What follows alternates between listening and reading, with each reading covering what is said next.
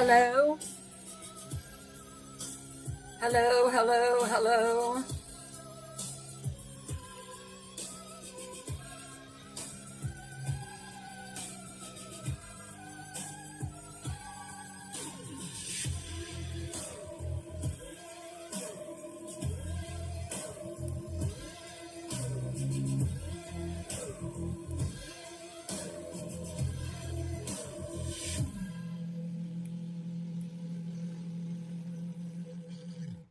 Better?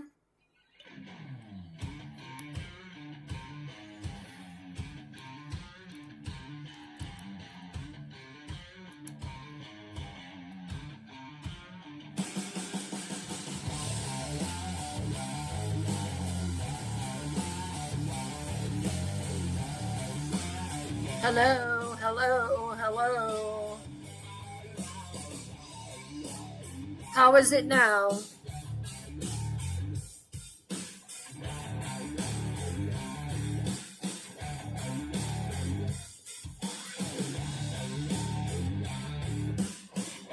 Hello.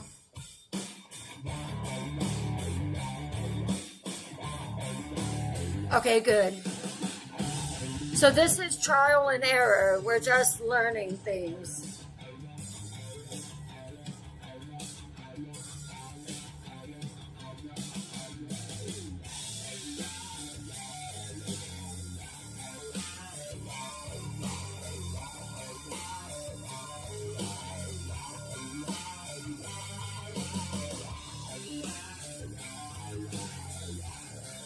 It's repeating over and over where?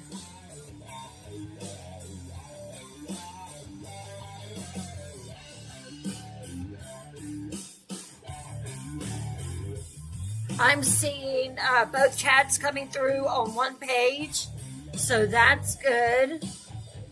I'm going to close out of YouTube and go back in.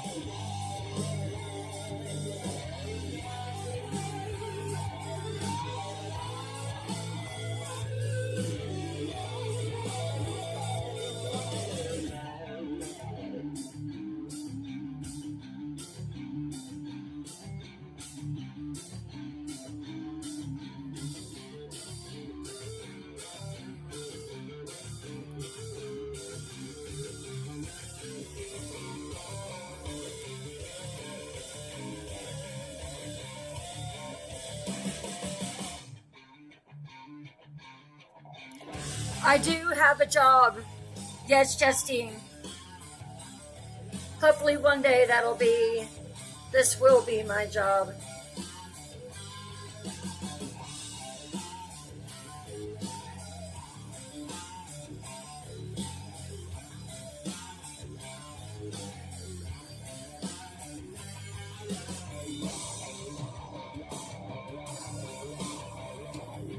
Hey, Shirley.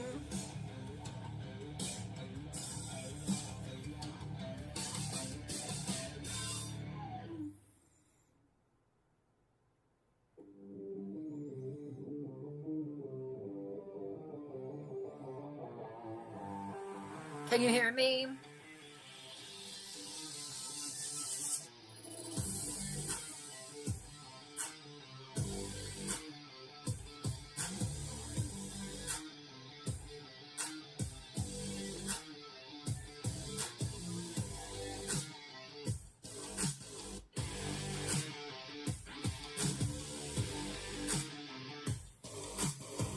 How does it sound?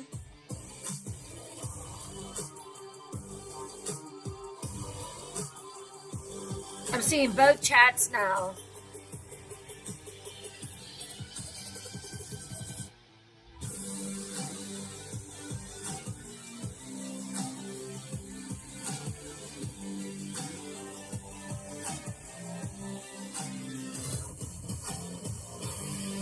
Can you hear me?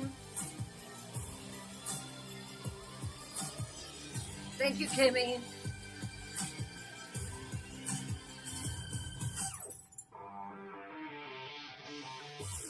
Any echo?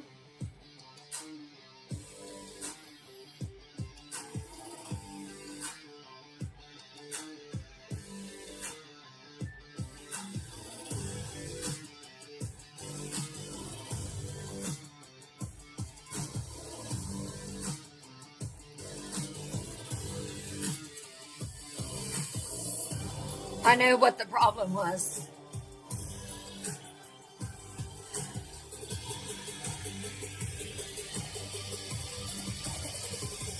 Give me a thumbs up. Are we good? On TikTok and YouTube. Can you hear me? Can you hear the music?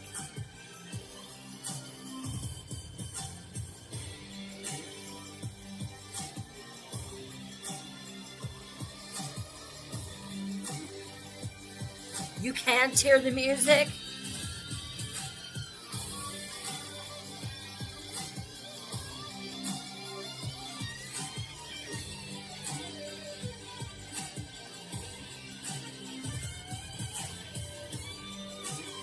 Softer.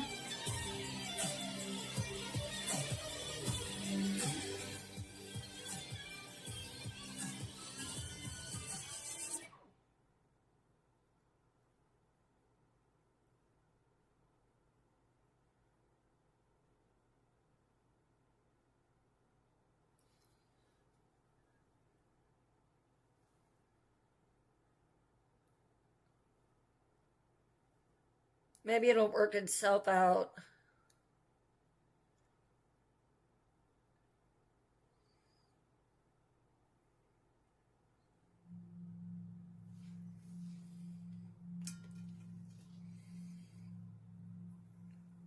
You can hear the music? Okay, good. That's all I want to make sure of, is that you're able to hear it.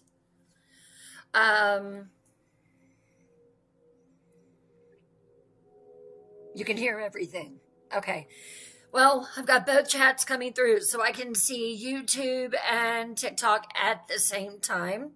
So that is a good thing.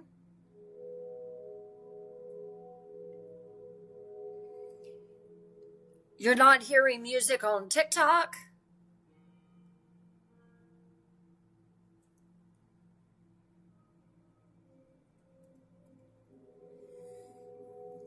Light and not dark.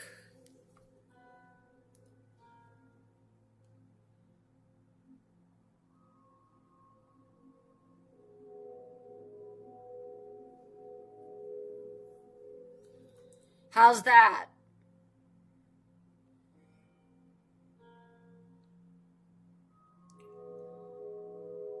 Hello, Jim Rocks. Sound is there.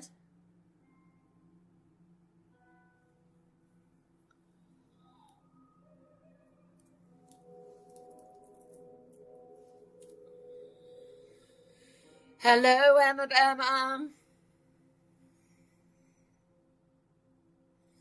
Now it's getting spooky.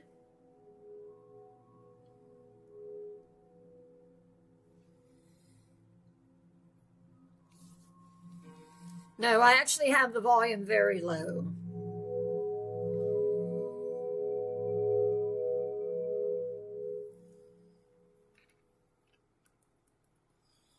Is that better?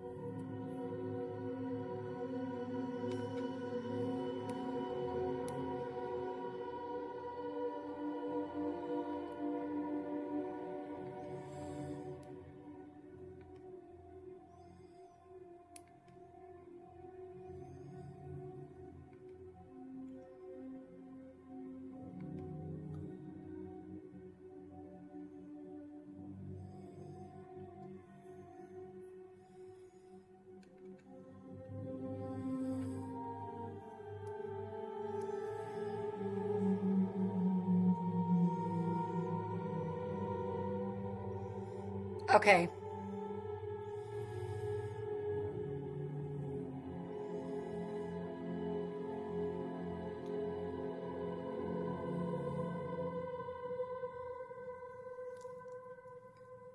What about the lighting? Hello, Kingfisher.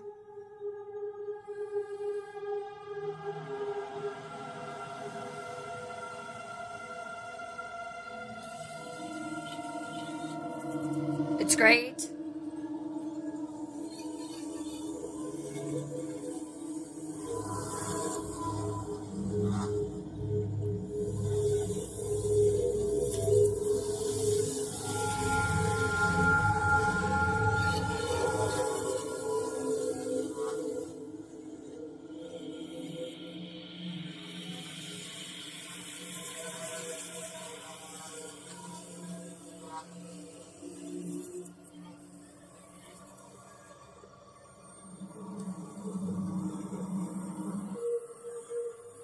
Yeah, I'll have to learn how to do that as far as zooming and everything.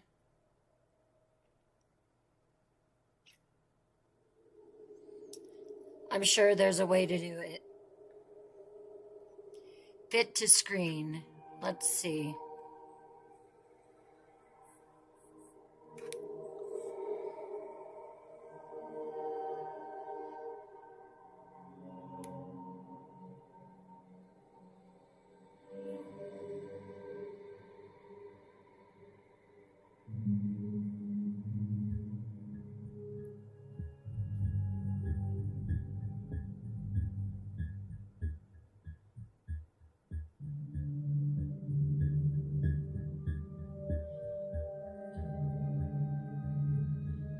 Looks spookier on YouTube. Well, that's good.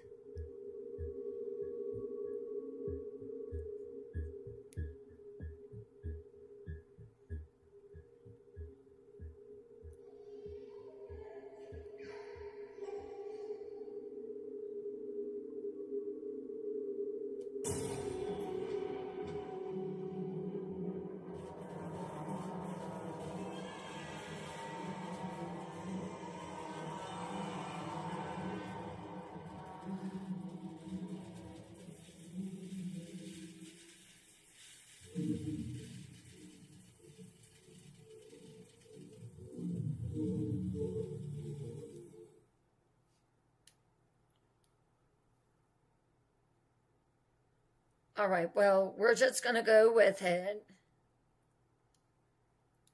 It'll be a work in progress. But I think it will be worth it in the end.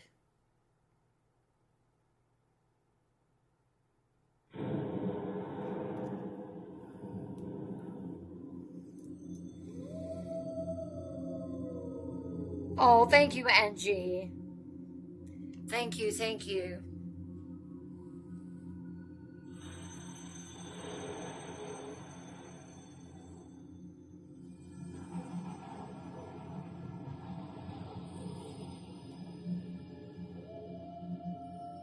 I don't know what that is, X.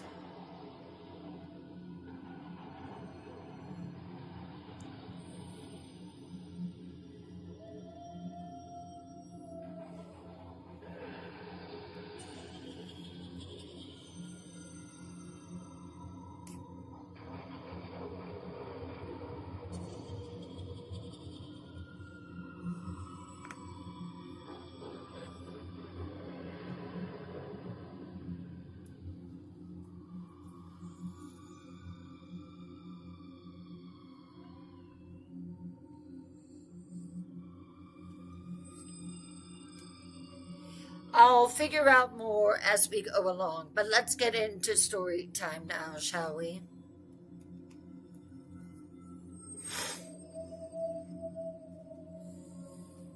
Welcome to the Night Realm. I am the Night Queen, and this is Twisted Tales Live. Tonight we do the continuation of Cherry Hill. Are you ready for a scary story? First, let's go into our normal way of story time. Lower your lights. Lock your doors. Light a candle for ambiance. Pull your curtains nice and tight. Wrap yourself in your warmest blanket to avoid the chills that are about to crawl up your spine. And let's begin.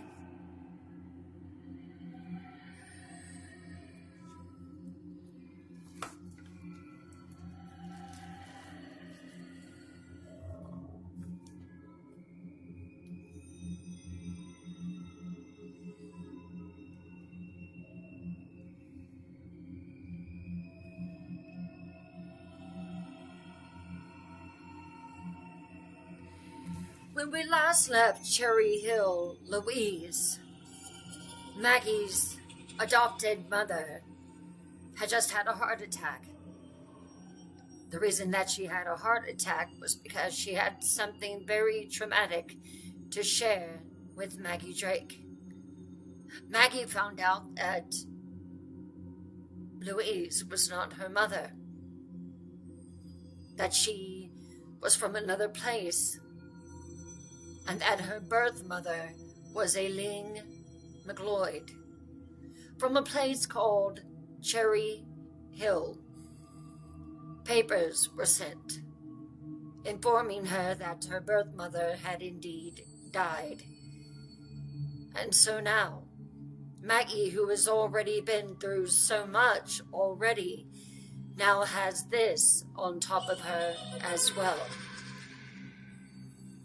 We take up from there. Let me know in the comments. I'm ready.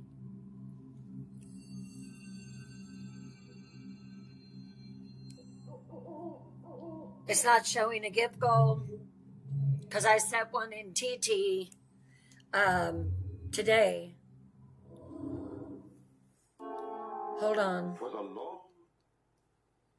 Hold on. Hold on. Hold on.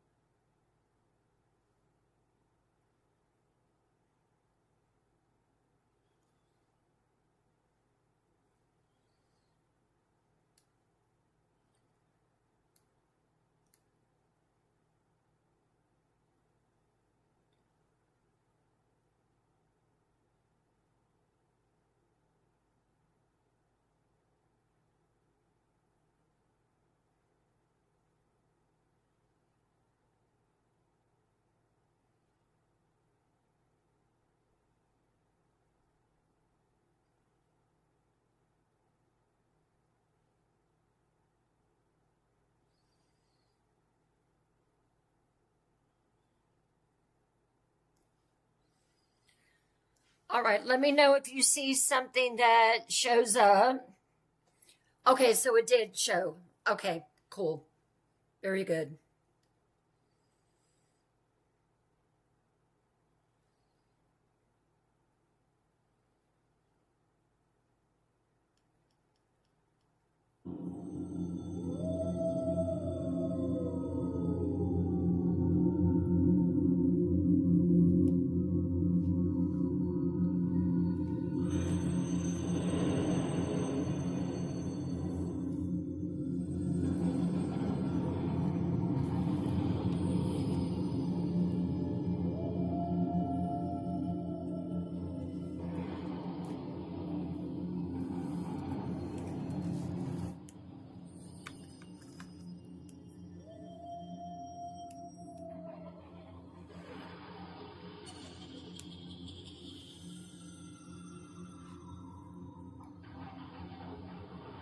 Chapter 12, Bloodlines in the Dust.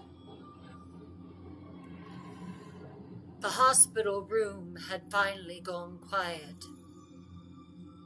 Louise slept at last, her face pale against the pillows, her breathing shallow but steady. Machines hummed low and rhythmic at her bedside, and for the first time since the chaos, the room felt still, like it was holding its breath. Maggie stood at the foot of the bed with her arms crossed, watching the rise and fall of her mother's chest. She was still her mother, no matter what news she had just found out. Louise would always be her mother. Not by blood, but by love. Emma, her sister, stood beside her, one hand resting lightly on the rail, the other clenched at her side. She hadn't said much since the doctor had given them the okay to leave. She only nodded when Curly asked if Nana would be okay. They waited until Louise was sound asleep, then slipped out of the room in silence. The parking garage was damp with the breath of a long, humid night. No matter the season in South Carolina, there was always humidity. Yellow fluorescent lights buzzed overhead, casting long shadows beneath the truck. And Maggie buckled Curly into the back seat. They decided they would take Emma's truck and leave Maggie's parked at the hospital. The truck smelled of oil, concrete, and rain because of the weather conditions. Emma climbed into the driver's side and turned the key. The engine rumbled to life, and then nothing. No music, no words, only the sound of tires easing out of the structure and the wet slap of wipers mist from the windshield.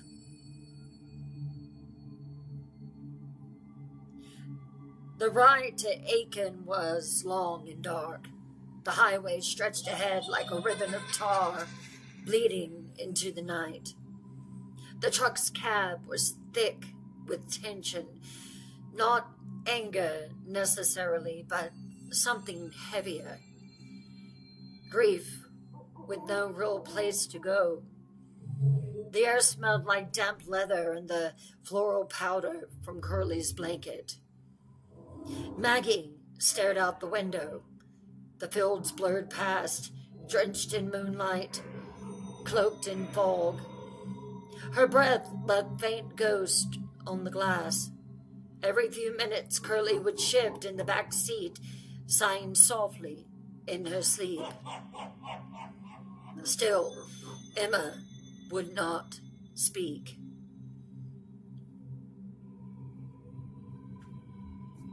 Maggie had lived at this place since she was a baby. She loved the curves of the familiar back roads that took them deeper into the countryside. The silence wasn't peaceful, though.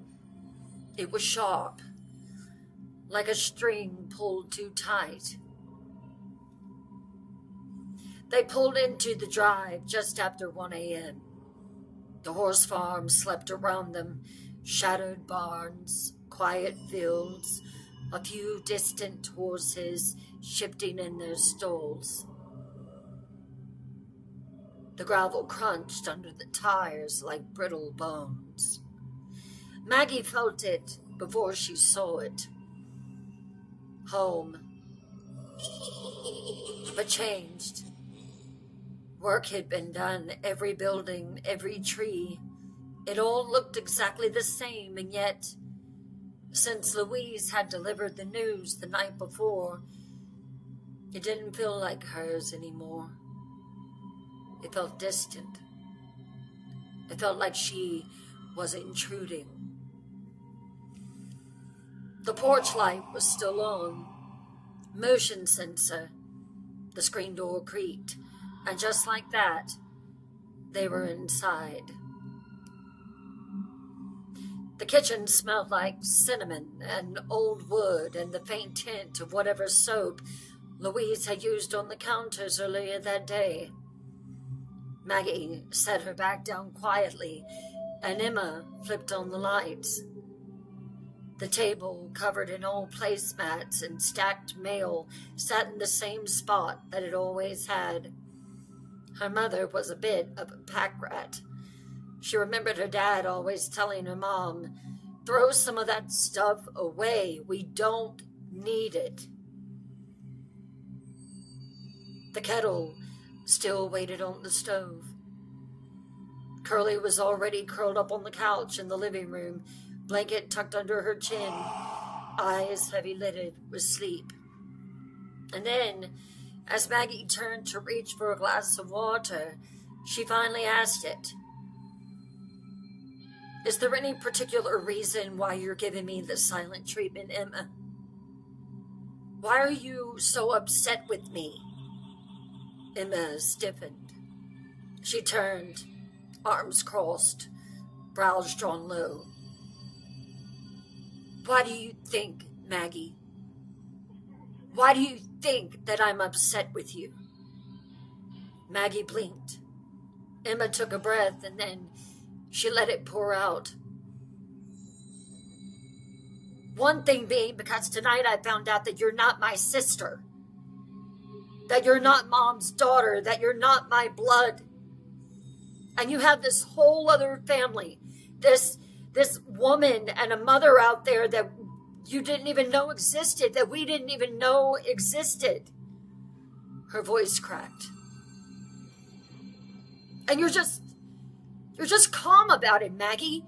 You always have been. Why aren't you upset?" Maggie leaned against the counter. The glass in her hand trembled slightly. She sighed deep and hollow. "Because I've been living in chaos for months, Emma. I was attacked. I almost died. My husband cheated on me. That's right. James cheated on me." "I didn't know that, Maggie. I can't write. I can't sleep. I can barely think straight. And now I find out that my whole life is a lie." She shook her head, her green eyes dark with exhaustion. "I'm too numb to be surprised anymore. I'm sure it'll hit me later. I'm sure I'll break down. But right now, all I want is for Mom to get well." Emma stared at her. Something in her expression softened, but not that much. She sat down at the kitchen table, her chair scraping loudly against the wood floor. "You know what's hard, Mags?" she said, her voice dropped lower. "That I'm the one who's always here. I come down every weekend. I leave my life, my husband, my kids, and I come down here. I check on the horses, I fix the fences, I do the groceries, I clip her coupons, I clean her gutters, Maggie. I'm like a freaking slave. I sit at this table with her every Sunday and listen to her complain about the creak in her bones, or how she's going to divide her inheritance when she passes between the two of us." Maggie stayed silent. Emma's eyes gleamed now, brimming but unfallen. "And the worst part? After everything that I do, she didn't call me when she had the heart attack. She called you. You were the first one that she called. Her voice trembled.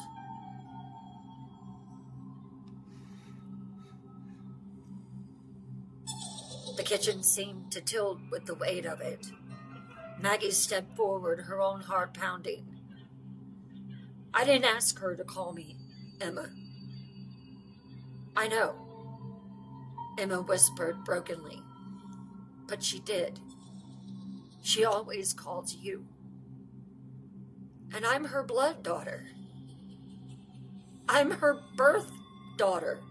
Hell, even in the hospital room, she called for you. Something's wrong with that, Maggie.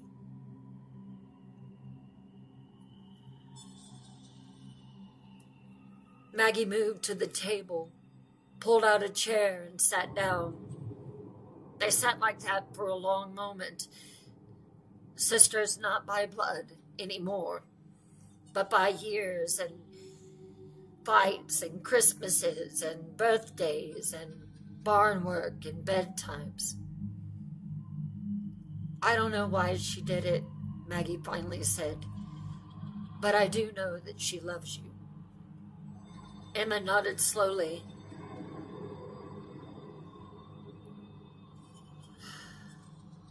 Are you gonna go? I don't know. You don't know if you're gonna go to Cherry Hill or not? Mom wants you to go. I don't know. I'm sorry, Emma. I don't mean to put all this on you. I'm going to go to bed and try to get some sleep.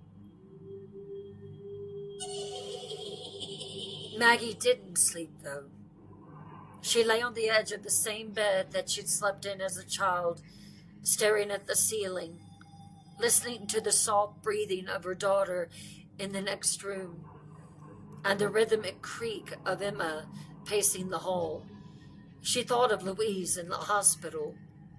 She thought of Aileen McLeod's name written in delicate script. She thought of Cherry Hill, nestled in mist and silence, and then she whispered to herself in the dark,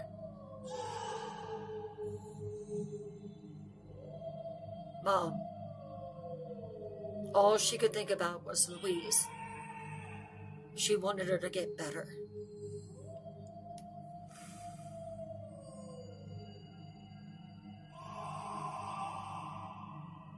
As she lay in her childhood bedroom, sleep completely eluded her. It hardly felt like hers anymore. It was amazing how something felt like your heart, and the next moment, everything felt foreign. The storm that had rolled in earlier had settled into a soft drizzle, and the crickets outside chirped in long, rhythmic pulses like a lullaby that no one had asked for. Curly had fallen asleep in the room across hers, and Emma had gone quiet again, sulking in the corner of the den before disappearing into her own space. The only noise left in the house was the soft hum of the old refrigerator and the creak of cooling wood. Maggie lay awake on the firm twin mattress, hands folded over her stomach, her mind racing. The conversation with Emma had stung, not because it was wrong, but because it was honest and raw. The kind of truth that didn't ask for permission.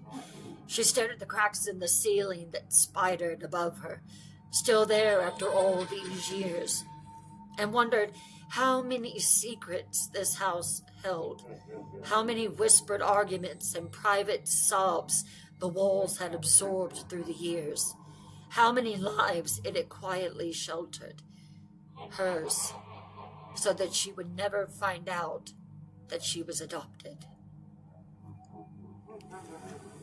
Aileen McLeod. The name echoed in her mind like a ghost from another life. Her mother. Her real mother. The woman who had passed away in a town called Cherry Hill, a town nestled somewhere deep in the North Carolina mountains that barely showed on a map. She exhaled slowly, her chest heavy with something that she couldn't name. Her eyes closed at last, weighted by exhaustion, confusion, and a growing ache that pulsed like a bruise, too deep to touch. The road twisted upward like a black ribbon snaking into the unknown. Maggie gripped the steering wheel tightly as the truck wound through the dense trees lining the cliffs. Fog clung to the edge of the pavement, pulling in the ravines like smoke from an unseen fire. The sky above was bruised with clouds, and the mountain ridgeline in the distance looked like a black, jagged shadow, as if it had clawed itself upward from the underworld. The sign appeared so suddenly she nearly missed it. Cherry Hill, elevation 4,086 feet. The letters were faded, etched in peeling white on a splintered wooden sign nailed to two posts leaning slightly, as if even they were tired of holding the weight of the town's secrets. Her heart pounded harder the deeper she drove. The trees thinned, and then she saw it. Perched precariously on the edge of a cliff was a 2-story white house. Its paint was sun-bleached and peeling in places, but standing proud. A wraparound porch hugged its sides like a protective cloak, and the rocking chairs still moved ever so slightly, as if stirred by a ghost. The house wasn't large, maybe 4 rooms upstairs, 3 down, but it exhaled history. It wore its years with elegance. Ivy crawled up one of the porch columns. The front windows, framed in deep green shutters, blinked like tired eyes. The moment she stepped out of the truck, the air changed. Cool and damp, moss and earth and old wood.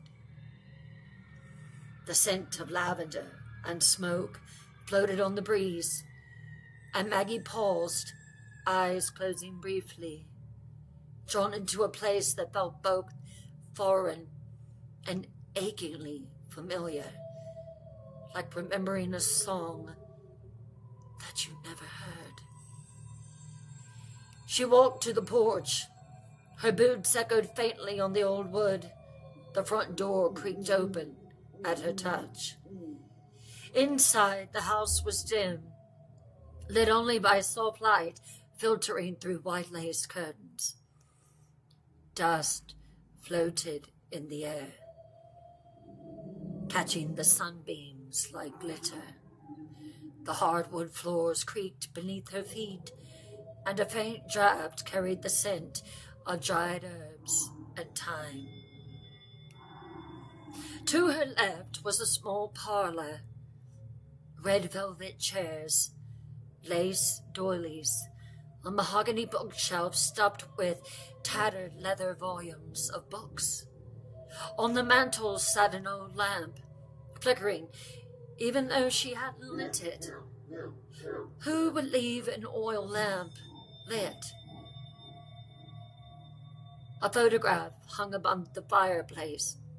A woman in a high-collared black dress with wild, dark red hair.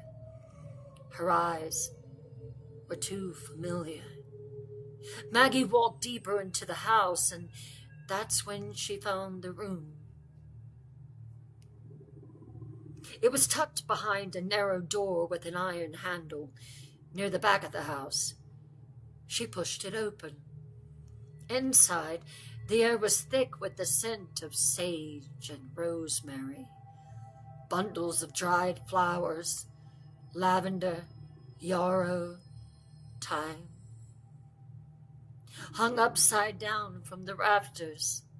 Glass jars lined the shelves, each labeled in a delicate scroll: chamomile, skullcap, foxglove, moonwort. A long wooden table held a scattering of open books, a grimoire, apocryphy bottles, and a cast iron cauldron long since cold. The walls were covered in old tapestries. Seagulls were etched into the floor beneath a faded rug. A woven dream catcher turned slowly in the air, though no window was open. She reached out to touch a string of rose hips when she heard it. A sound from outside. Soft at first, rhythmic, chanting. Maggie froze. Her breath caught. The sound grew louder. Foreign syllables spoken low in unison. A woman's voice. Then Minnie. She turned and followed it, weaving through the house to the back door. Her hand trembled as she reached for the knob. When she stepped outside, the wind hit her like a cold hand. The backyard opened to a clearing.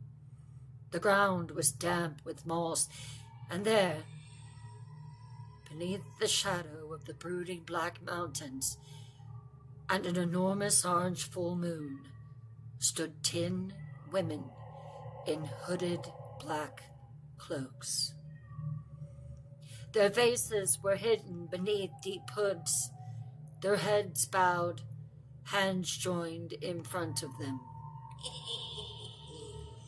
They stood in a perfect crescent formation. As the wind howled low through the trees, their heads slowly lifted. No faces, only shadows. Then one stepped forward. Her cloak was longer, the hem touching the earth. From beneath her hood, 2 glowing amber eyes met Maggie's. Her voice was low and ancient and strong.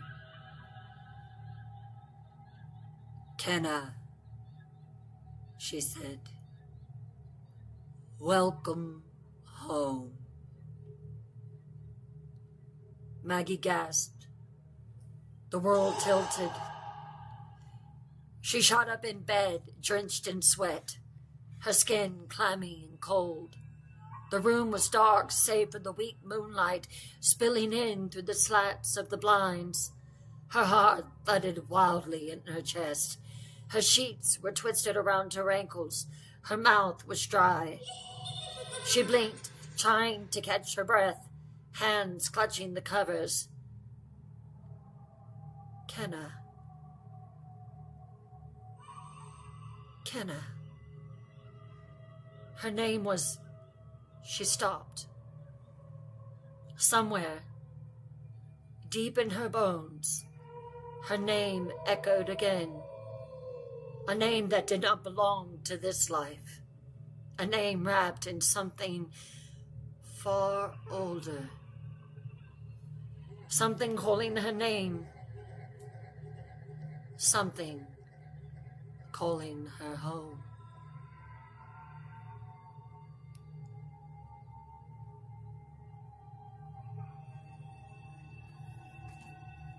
Next chapter. She called you Kenna.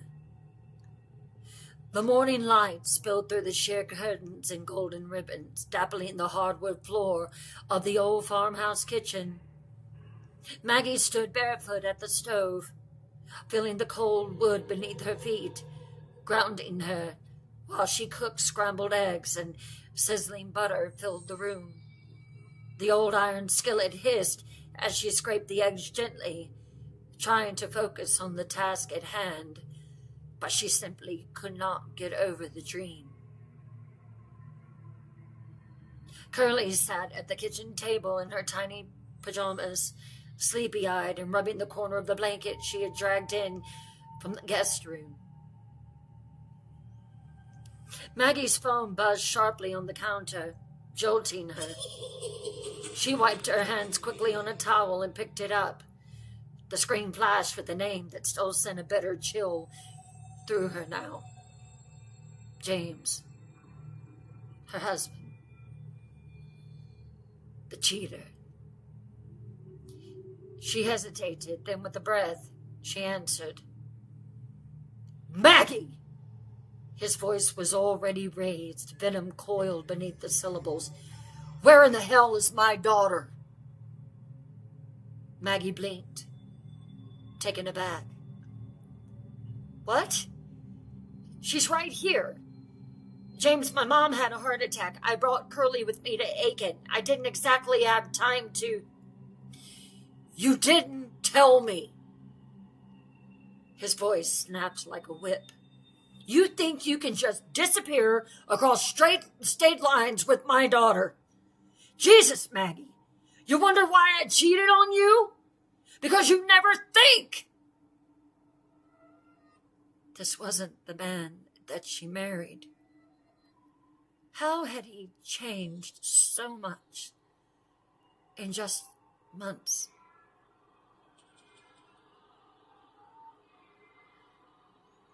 Maggie closed her eyes, the heat from the stove suddenly too much.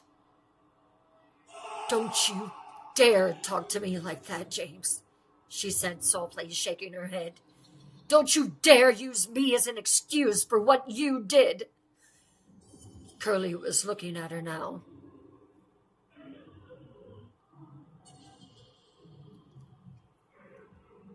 You get my daughter back home today. He was still talking when she pressed the red circle and ended the call. She didn't have to put up with that anymore.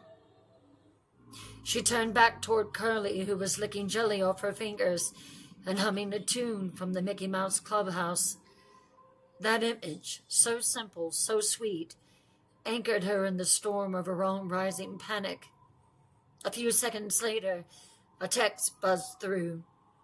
We need to talk about custody, it said. I'm filing for full custody. I think she's better off with me full time. Maggie stared at the message, her heart pounding in her throat. She felt like the floor was tilting, her balance stolen. Not now. Not again. Not this, too. Emma shuffled in, her dark hair pulled into a messy ponytail. Her eyes were rimmed red, her sweatshirt crumpled, and her voice was groggy with sleep. But she noticed the look on Maggie's face. You okay? She asked, pouring herself coffee from the thermal. Karath, I don't want to talk about it. Maggie muttered, her voice breaking as she turned off the burner and slid the eggs onto a plate. They ate quietly, the clink of forks against ceramic, the only sound in the room. By mid-morning, they were back in the hospital, the sterile scent of disinfectant clinging to the air, the muffled beeping of machines humming like a second heartbeat. Maggie clutched Curly's hand as they stepped into the room. Louise was sitting up, a tray of untouched oatmeal and orange juice before her. The television murmured quietly from a wall mount, but her eyes were not on that. They were on Maggie, the moment she walked in. You look pale, Louise said softly, patting the blanket covering her legs. Come sit with me. Maggie gave her a strained smile. What's wrong, Maggie? Nothing, Mom. I've got it handled. Louise's eyes narrowed slightly. You still call me Mom? I'm still your mother? Mama, no matter whether we're blood or not, you're always going to be my mom.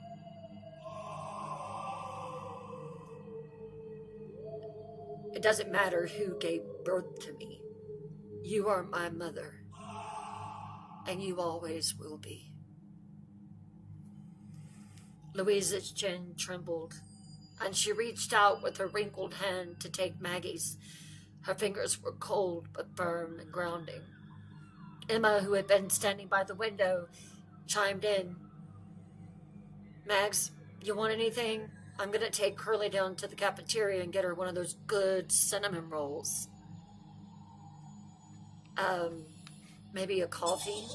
Maggie said. Emma glanced at Maggie once more. A silent understanding passing between them, and then slipped out, her boots clicking softly down the hallway. Now alone, Louisa's gaze turned back to Maggie. Have you made up your mind about going to Cherry Hill? Maggie let out a breath. I don't know.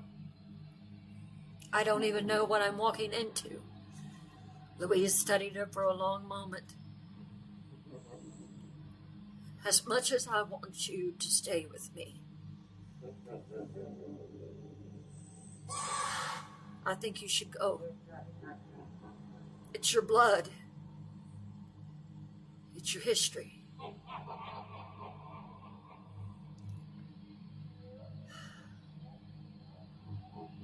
Can you tell me anything more about her? Louise looked down, adjusting her blanket. Your father told me her name was Aileen McLeod. He said she was young, frightened, and very beautiful. I imagine that she looked just like you. Did she ever say why that she gave me up? Maggie asked quietly.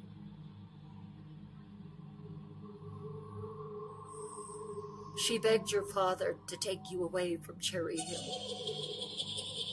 She didn't want you to have anything to do with it. She said the place was cursed. Said people would come for you if they knew that you were hers. Maggie's heart tightened. She looked away, swallowing hard. Mom, do you know what the name Kenna means? Louisa's body stiffened. Her fingers clutched Maggie's hand tightly. Where did you hear that?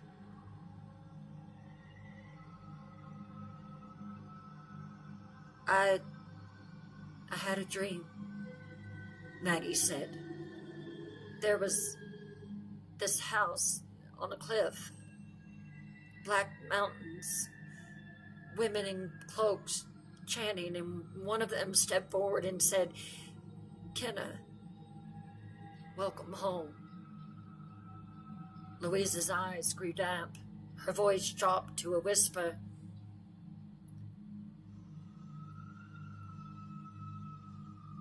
She named you Kenna. Maggie froze. We changed it to Margaret, after my grandmother, but she called you Kenna. The hospital room felt like it had shrunk to a single breath, a single moment suspended in time. Maggie sat back in the chair beside her mother's bed, her mind spinning with questions she wasn't ready to ask. Outside the windows, the world went on. Cars moved, clouds drifted, sunlight struck the white pavement of the parking lot. But inside the room, something fundamental had shifted. A name reclaimed, a legacy awakening. Kenna McLeod. And somewhere deep in the mist-wrapped hills of Cherry Hill Something was waiting for her.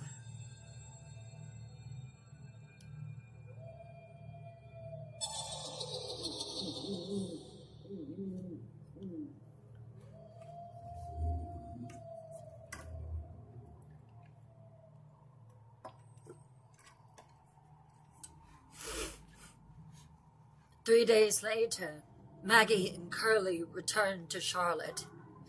The sun was starting to set as they turned into the long drive leading to the colonial home that James and Maggie once shared for 10 years.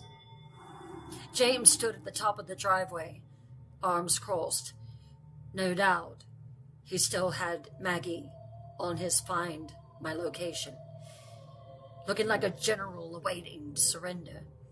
His girlfriend leaned against his car, arms folded, sunglasses perched on her nose like armor. The moment that Maggie pulled up, James approached, jaw clenched. His fist hit the hood. He opened the passenger side door, unlocked Curly and unbuckled her without a word and lifted her out. James, you understand why that I took her to South Carolina. My mother, I think that you will hear from my lawyer. I think we should talk about custody, James. You can't take her. She's my daughter, too. James didn't meet her eyes. You'll hear from my lawyer.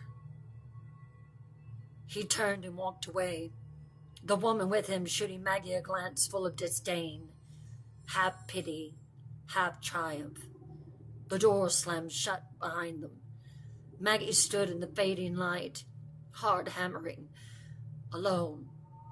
Again, the silence of the house met her like a vacuum.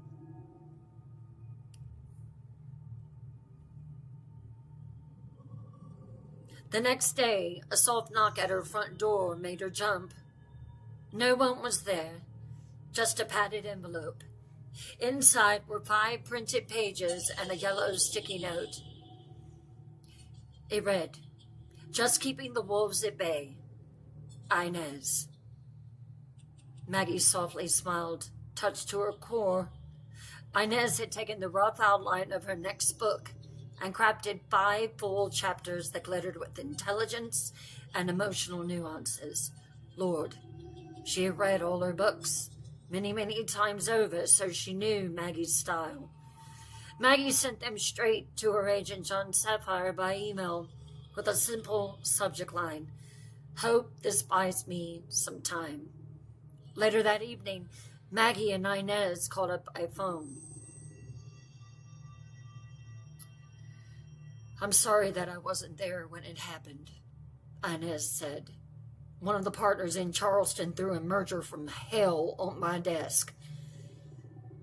"You're talking to me now," Maggie replied, "and thank you for the chapters. Seriously, I needed help." "So what's going on with James?" Inez asked. "He's trying to take Curly from me." There was a beat of silence. "That bastard." Maggie chuckled dryly. "You've always said he was a bad idea."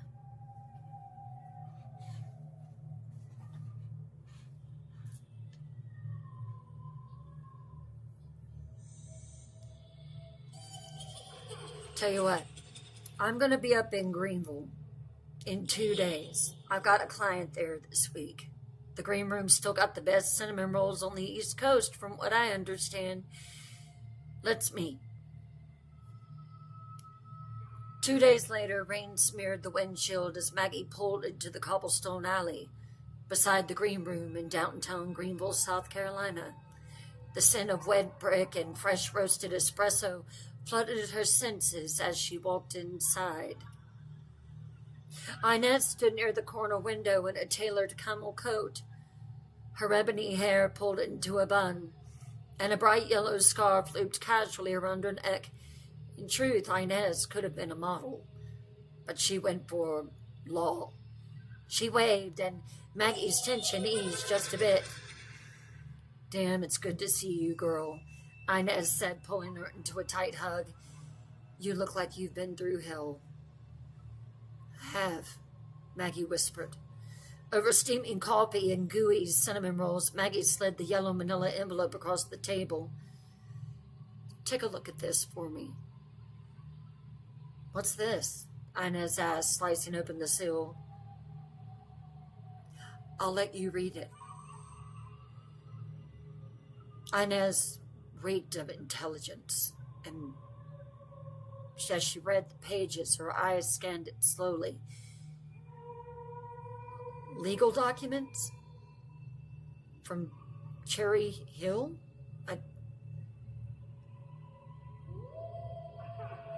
I found out that I'm adopted. What? Yeah. My birth mother passed away. Your birth mother? I'm sorry, I'm having a hard time wrapping my mind around that. She left me her home. Her estate. The will's going to be read next week. Inez blinked and set the papers down slowly. What? Mags? What the hell? You're adopted? Yes, I'm adopted. Apparently so, Maggie said. Inez stared at her, eyes wide. Holy shit. That's been the general reaction. So, okay. So let me get this straight. This woman, Aileen McLeod, she left you her house, and you got a whole damn estate waiting for you in some mountain town that I've never heard of? Are you pulling my leg? Come on, Maggie. Is this really what your new book is going to be about? Maggie shook her head. No. And you're sitting here wondering if you should go? Inez leaned in, incredulous. Girl, this is your legacy. Do you have a bad feeling about it? No, I don't think so. I would tell you if I had something bad. I had a dream, Maggie said, lowering her voice. And then she told her everything. The winding road, the White House on the cliff, the cloaked woman, the chanting, the voice that called her Kenna. By the end, Inez's coffee had gone cold. Her dark brown eyes were glassy. Maggie, you just seriously gave me cold chills. I don't know what it means. It means you have to go, Inez said, dead serious. I don't care if the place looks like it was erased from Google Maps. This is yours. Go find out who you are. You've always had a restless spirit about you, Maggie. Inez pulled out the phone and typed in Cherry Hill, North Carolina. It's not even on a freaking map. It's just a mess of trees and shadows. They both stared at the screen in silence. Rain tapped softly on the window, and outside, the mountains loomed like watchful guardians. Inez,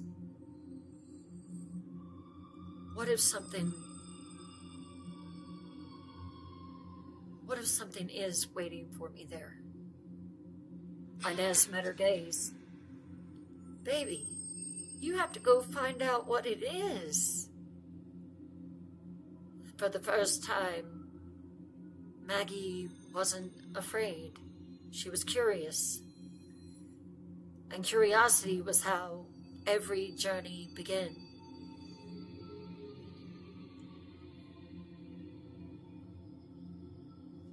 The room was heavy with silence.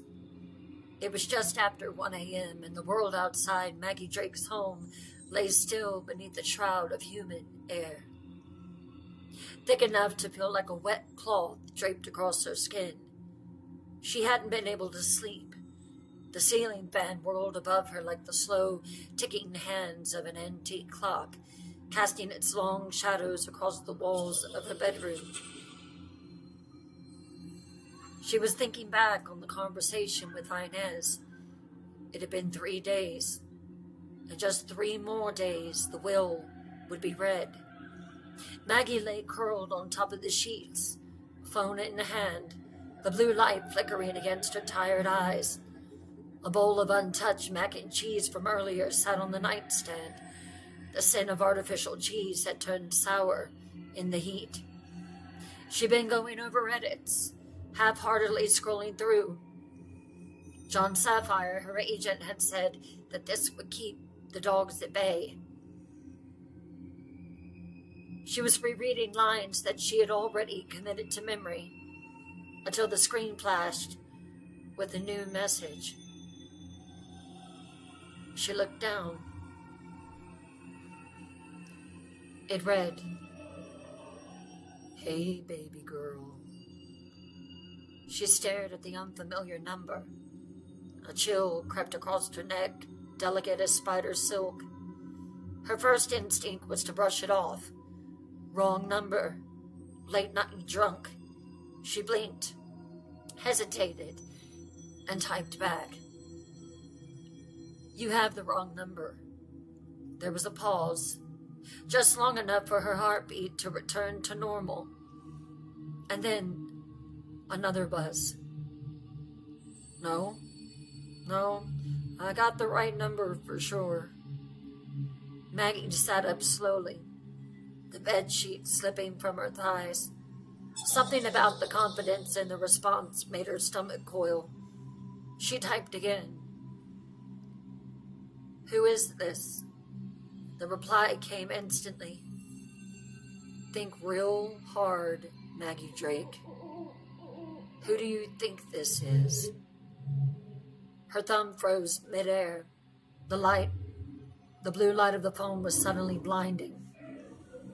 Her scalp tingled. She swallowed, tasting bile. Before she could respond, another message came through. A photo this time. Her driver's license. Her actual driver's license that had been missing for months. Not just a generic template. Her license, the same mugshot she had cringed at when it arrived in the mail last year. She stared in horror as another image followed. Curly's school ID popped up on the screen. Maggie's breath hitched. The picture was grainy, taken through glass. Then another. A screen grab of her from that TV interview she'd done with the Charlotte News after the attack.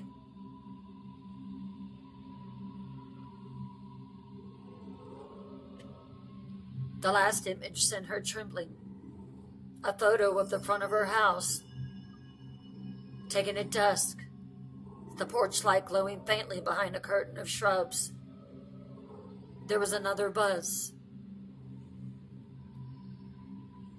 Got your attention now?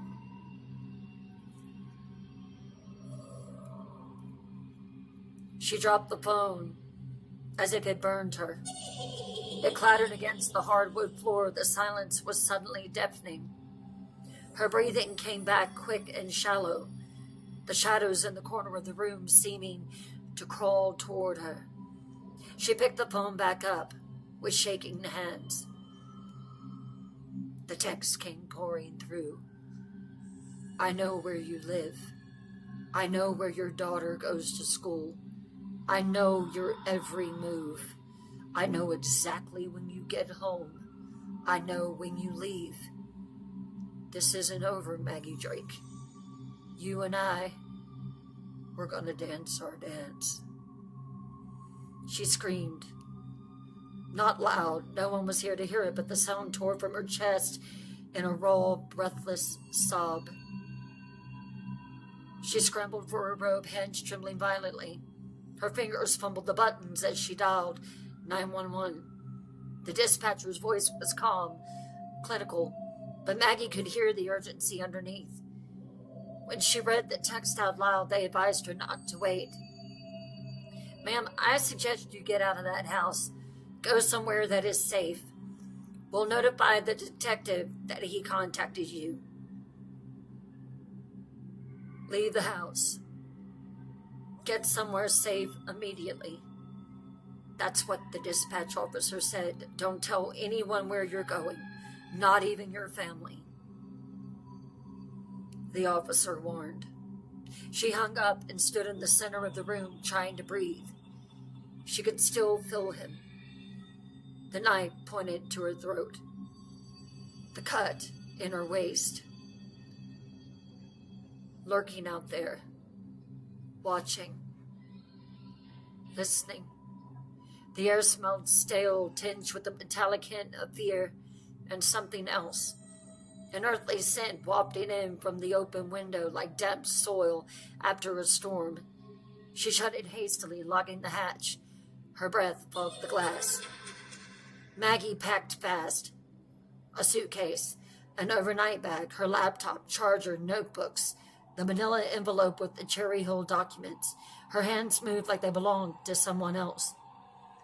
Her body was on autopilot, while her brain screamed behind her eyes. She didn't tell Inez, didn't call Louise. Thank God Curly was with James, safe, at least physically. The worst part was that some dark, traitorous part of her was almost grateful for that. The streets were empty as she pulled out of the driveway, headlights cutting through the fog that had crept in while she was packing. The city slept as she drove north, trying to outpace a shadow that she couldn't see, but could feel pressing at her back like cold fingers on skin. She checked into the Hampton Inn just past the South Carolina border as the sky began to lighten with the promise of morning. Pale pink clouds glowed like open wounds across the horizon. The front desk clerk gave her a polite smile, didn't ask why she looked like she hadn't slept in days. She signed the register with a hand that wouldn't stop shaking. The room smelled like citrus cleaner and cheap hotel smoke. She locked the door, double-checked the windows, dragged the armchair in front of the window just in case. The only room they had available was on the bottom floor. She didn't bother unpacking. She dropped her bags on the floor, crawled into the stiff bed, and pulled the thin covers over her face. She lay in the dark, heartbeat pounding in her ears, mouth dry and raw. Her phone buzzed again once. She didn't check it. She knew what it was. The dream of Cherry Hill returned to her like a fevered memory. The winding road, the black ridge, the white house clinging to the cliff, the cloaked figures, the world that awakened something ancient in her blood. Welcome home. As her body surrendered to exhaustion, one final thought whispered through her mind. She had no choice now. She had to go. Cherry Hill was waiting.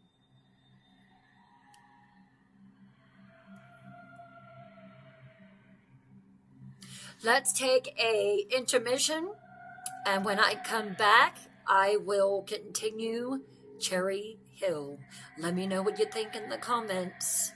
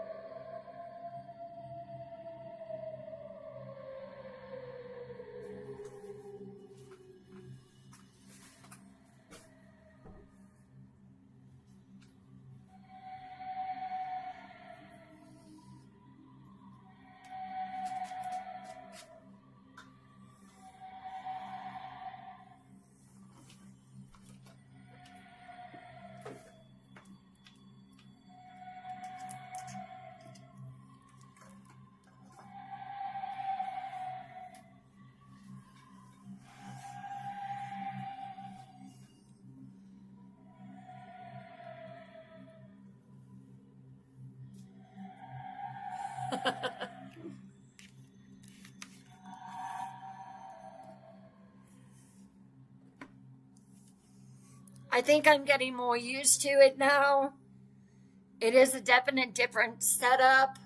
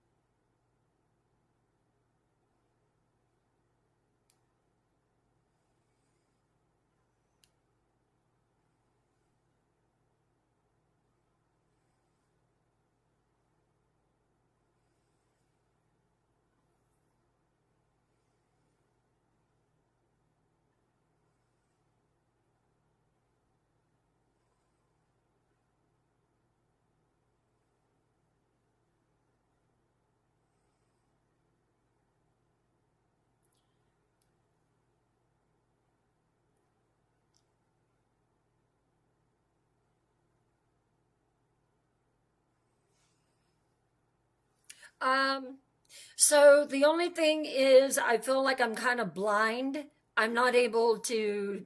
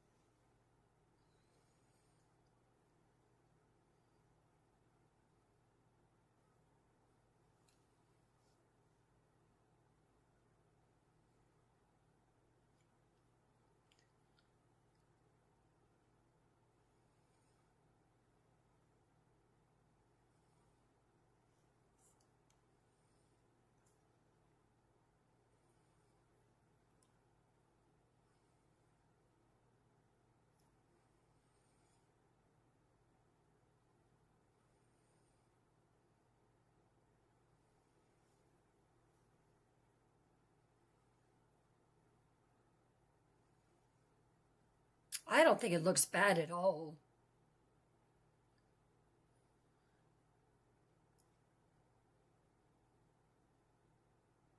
But let me do this.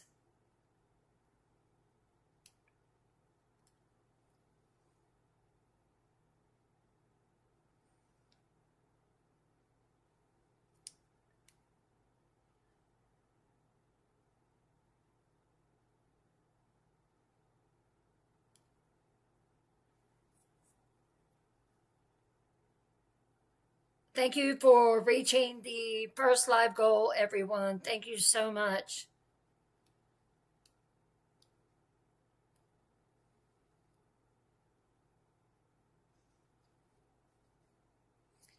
Hey, Mustang Sally.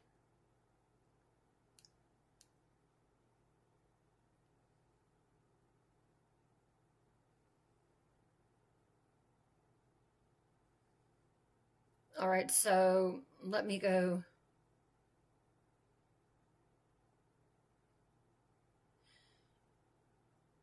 All right, let me. Yeah, I think it looks great. I just had to see it for myself. Um,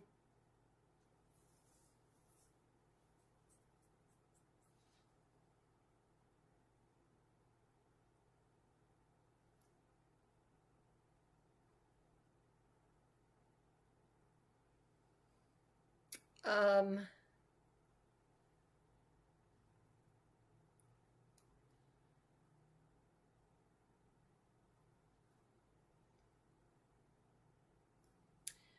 let me put in that. Okay, I think it looks good. I think the lighting looks good. Okay, cool.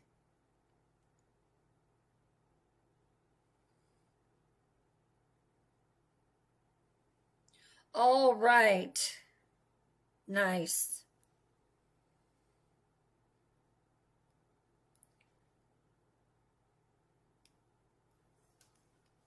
All right, let's get back to the music.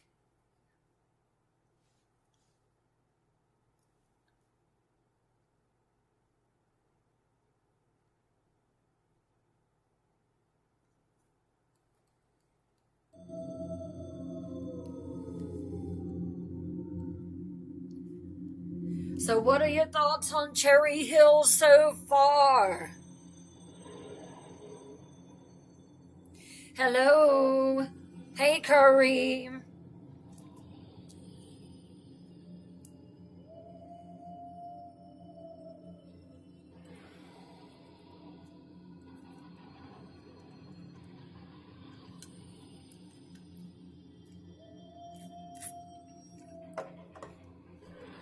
I want to kind of give y'all a visual of my world, which is a scary thing. There is a lot of thought when I am creating this place. Cherry Hill is breathtaking in my mind, but also very ominous. This is my character. This is Maggie McLeod. I don't know if y'all can see it or not. It looks very glary. Maybe you can see her a little bit there. But that is Maggie McLeod.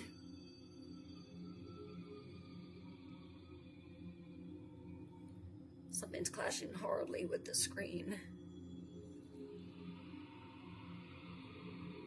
But you can probably see her a little bit there. So that is Maggie McLeod. Or Maggie Drake, sorry. Got so many Scottish names running around in my head right now. But that is Maggie.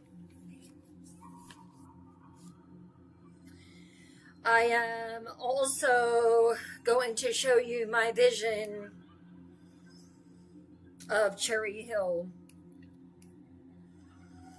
I really want to give you a visual of it.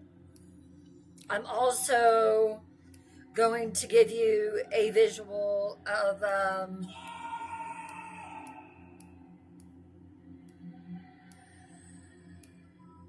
so this is the house. This is the house that Maggie keeps having to dream about.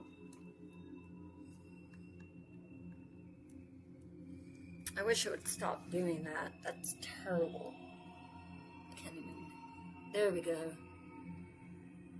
So this is the house that Maggie keeps Scottish.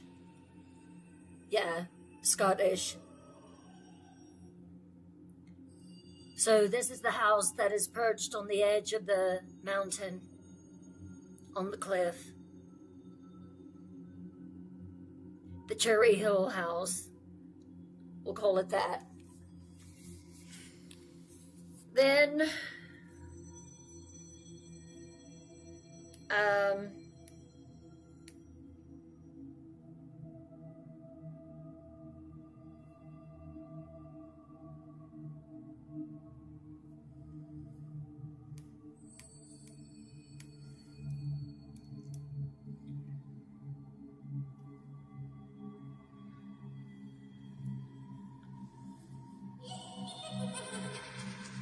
and this is Cherry Hill.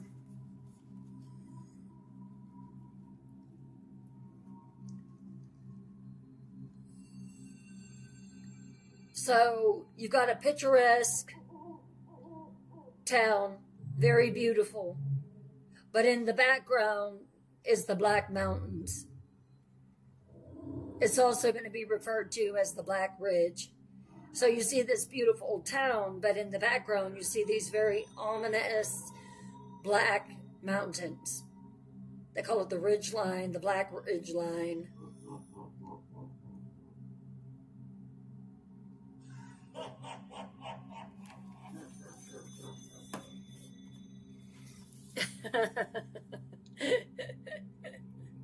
You don't think you want to go there at all?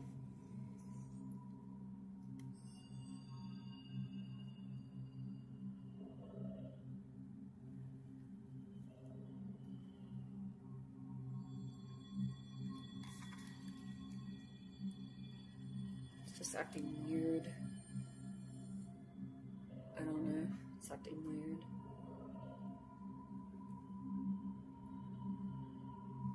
But you can kind of see it there. A little bit.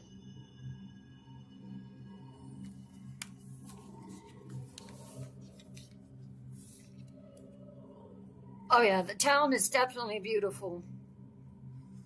Yeah, I don't know why there's such a horrible glare, but it is. It could be the...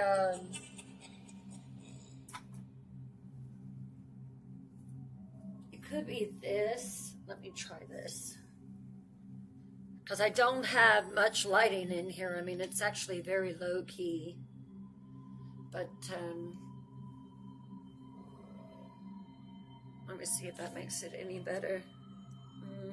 A little bit.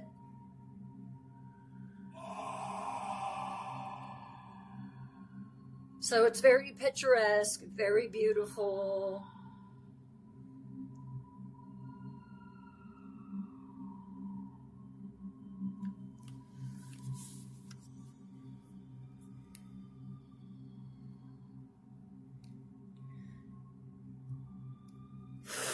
So that kind of gives you a visual of it, for the most part.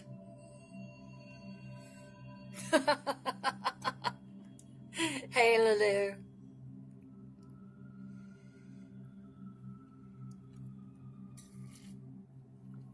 Giving witchy vibes? Oh yeah, definitely. All right, who's ready to get back into Cherry Hill?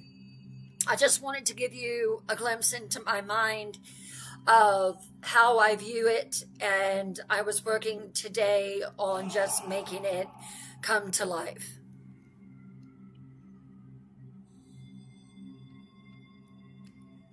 All right. But first, Let's get back into story time and the way we do.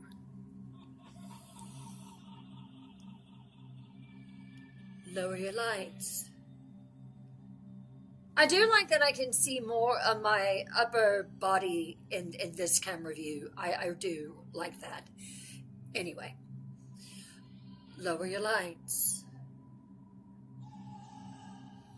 Lock your doors.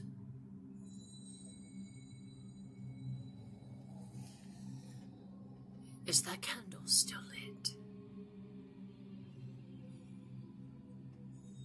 Pull your curtains nice and tight.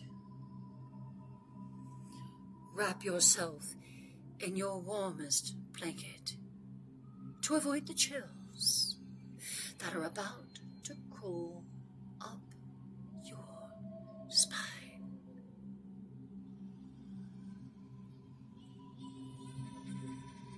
And let's begin.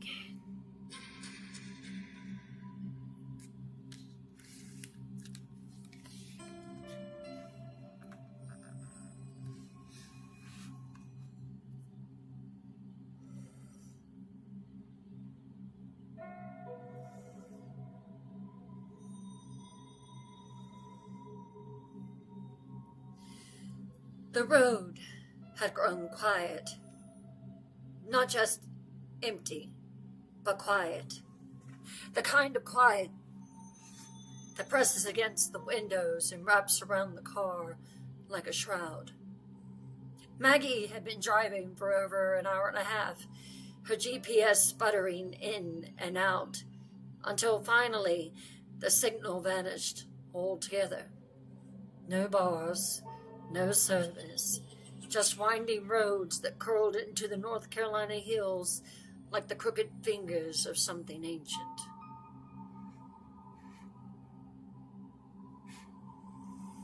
The last sliver of daylight had burned out an hour ago, leaving the world cloaked in a heavy Appalachian dusk. Trees loomed on either side of the narrow road, their skeletal branches stretching over her like an archway into somewhere forgotten. Rain misted the windshield, light but persistent, mixing with the thin veil of fog that curled low across the road from the mountains. Then she saw it, a single gas station sign flickering in the dark light like an old tooth. M&M Gas. It leaned slightly to one side, buzzed intermittently, and was nailed to the frame of a squat building made of warped wood and faded yellow paint.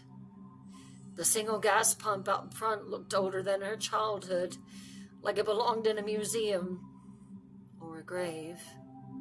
She pulled in and killed the engine. Gravel crunched under her tires as the car settled.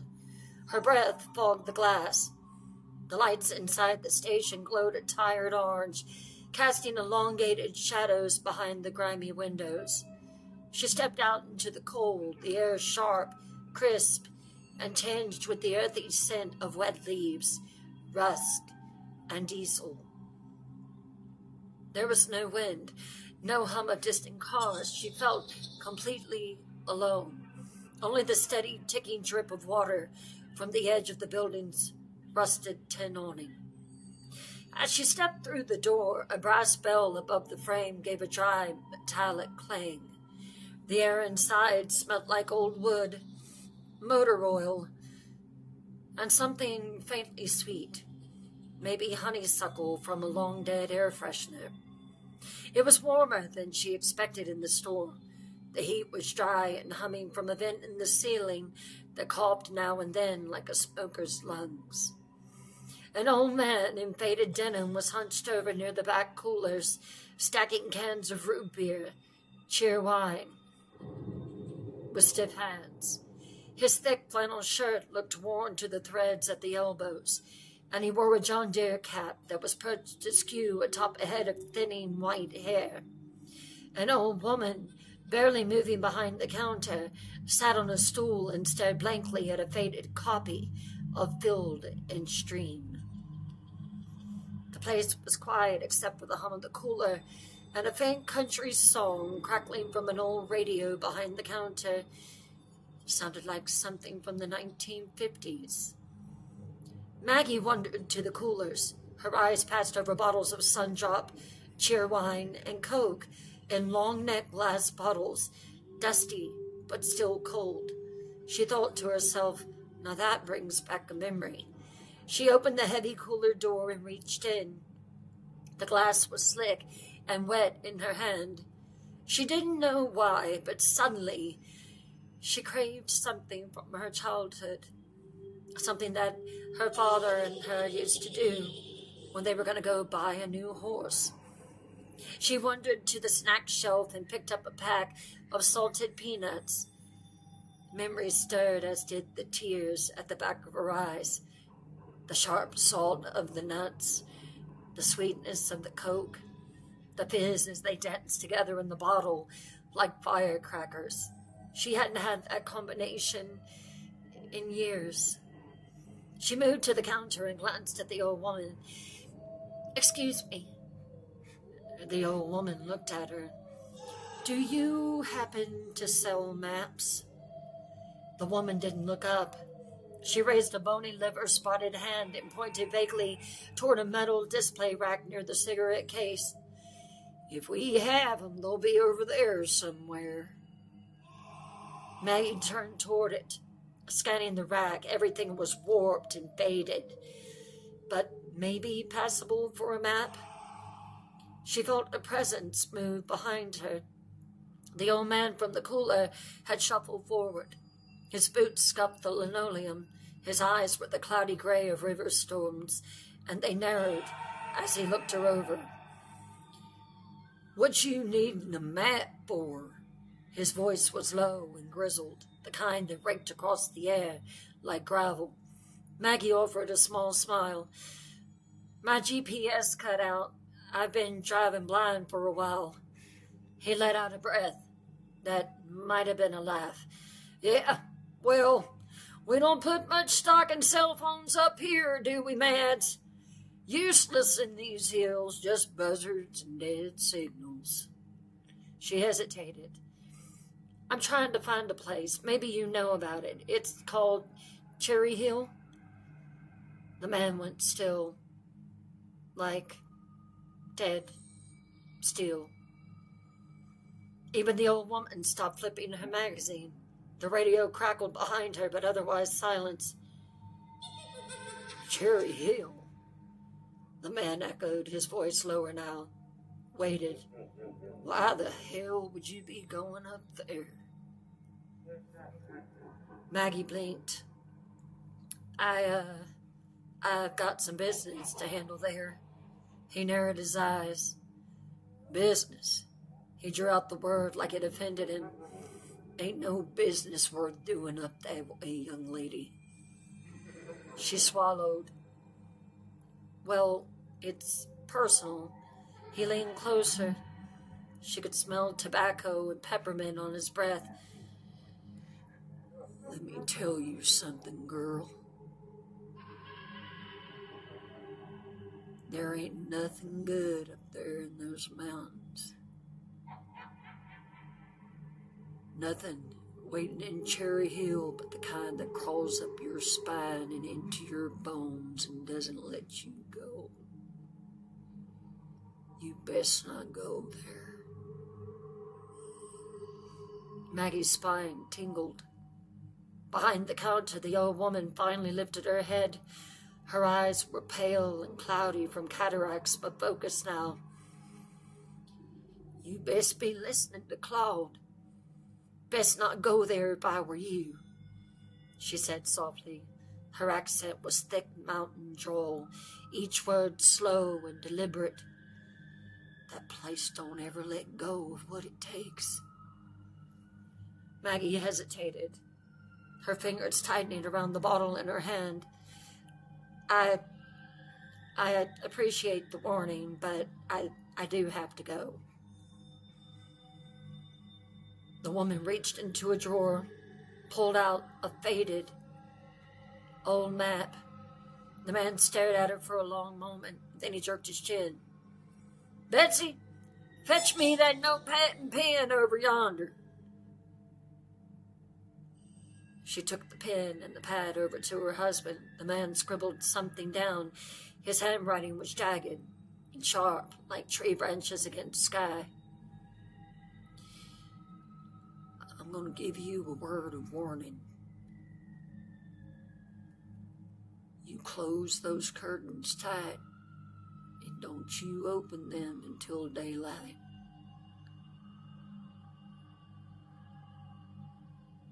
Maggie's smile froze on her face, and then Betsy said, if you hear something, no, you didn't. Then Claude spoke up. If you see something, no, you didn't.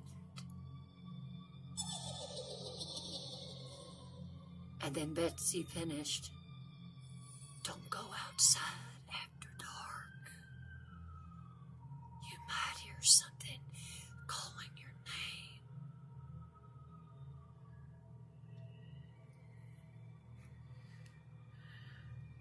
Take this, he said, ripping the page out. This'll get you there, but you listen to me real close, young lady. Whatever you got to do, you do it quick. And then you come on back down that mountain, and you forget you ever heard the name Cherry Hill. You hear me? There ain't nothing good up there in those mountains. Maggie nodded slowly. I hear you. He gave a tight nod. Good. You don't need to be wandering up there after dark. Lots of things up there don't care too much for wanderers. What things? Betsy looked at her. Things. Terrible things. We stay down here in the valley. We don't go to the mountains. She paid for her Coke and peanuts with a few crumpled bills, thanked them both, and stepped back into the night. The wind had picked up. It whispered through the trees like voices just out of earshot. She opened the Coke, tore open the peanuts, and poured them in. The hiss of carbonation met the crunch of salt as they sizzled in the bottle. She took a sip. It tasted like childhood, like summer fairs, like safety. But safety was far, far behind Maggie Drake now. She looked at the directions in her hand. The ink was already smearing. She tucked them into her coat pocket and climbed into the car. The headlights cut through the dark, the mountain road winding forward like a serpent, leading her toward a place that did not exist on any modern map. But Cherry Hill was waiting, and it was ready.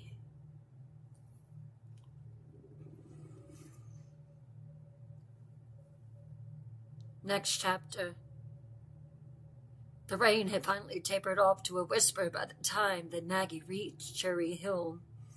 The narrow road, still slick from the earlier downpour, reflected what little light flickered from the few buildings nestled along the sleepy mountain town. Her headlights cut through the mist curling over the pavement, and there, at the bend in the road, a faded blue neon sign blinked in an almost sleepy rhythm. Vacancy. She pulled in, the gravel crunching beneath her tires as she eased into the single row of parking spaces that fronted the tiny motel. The building was no more than a dozen rooms, strung in a line like beads, each with its own hanging basket of crimson geraniums that swayed in the breeze. The paint was cheerful, a rich red that stood bold against the fog, but time had given it a softness, the edges worn, the porch steps weathered like a smile that had seen better days. Maggie stepped out, her boots landing with a dull splat in a small puddle, The air was thick with the scent of wet earth and pine sap, mingled with something vaguely floral and old. Geraniums, yes, but also a trace of something smoky and sweet like cedar wood. As she approached the front office, a tiny brass bell above the door gave a gentle ting. Inside, the warmth surprised her. It smelled faintly of cinnamon potpourri and floor polish. A gas heater hummed in the corner, and an old radio softly played something from another time, maybe Patsy Cline or Loretta Lynn. Low enough to seem like a memory. Behind the counter stood a round-shouldered woman in her late 60s with iron gray curls, a periwinkle cardigan, and a name tag that read, Miss Etta. "Well, hello there, sugar," she said, voice twangy but kind. "Welcome to Cherry Hill Motel. You just passing through?" Maggie gave a polite smile. "Sort of. I'm here on business." Miss Etta tilted her head, taking a longer look.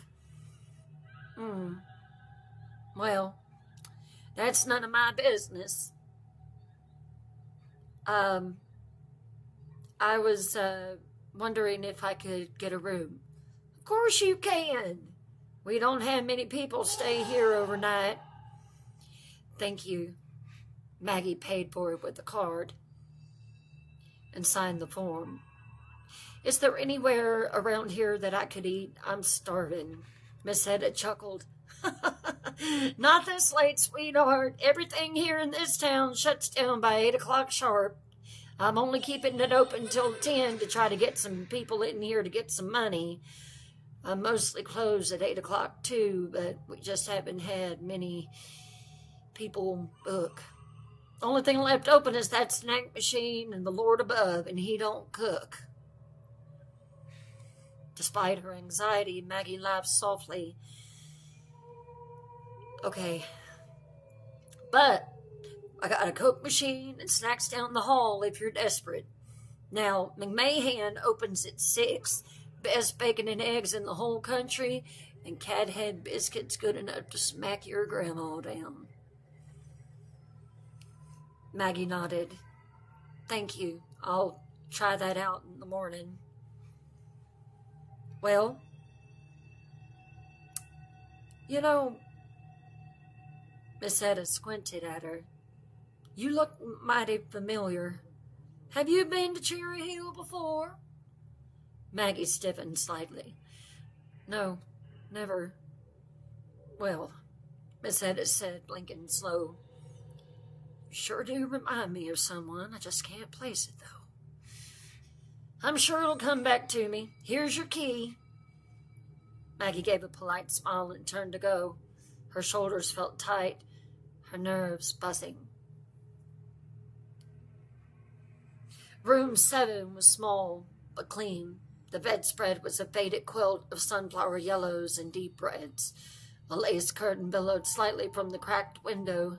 She dropped her bag beside the bed. Her toes were aching.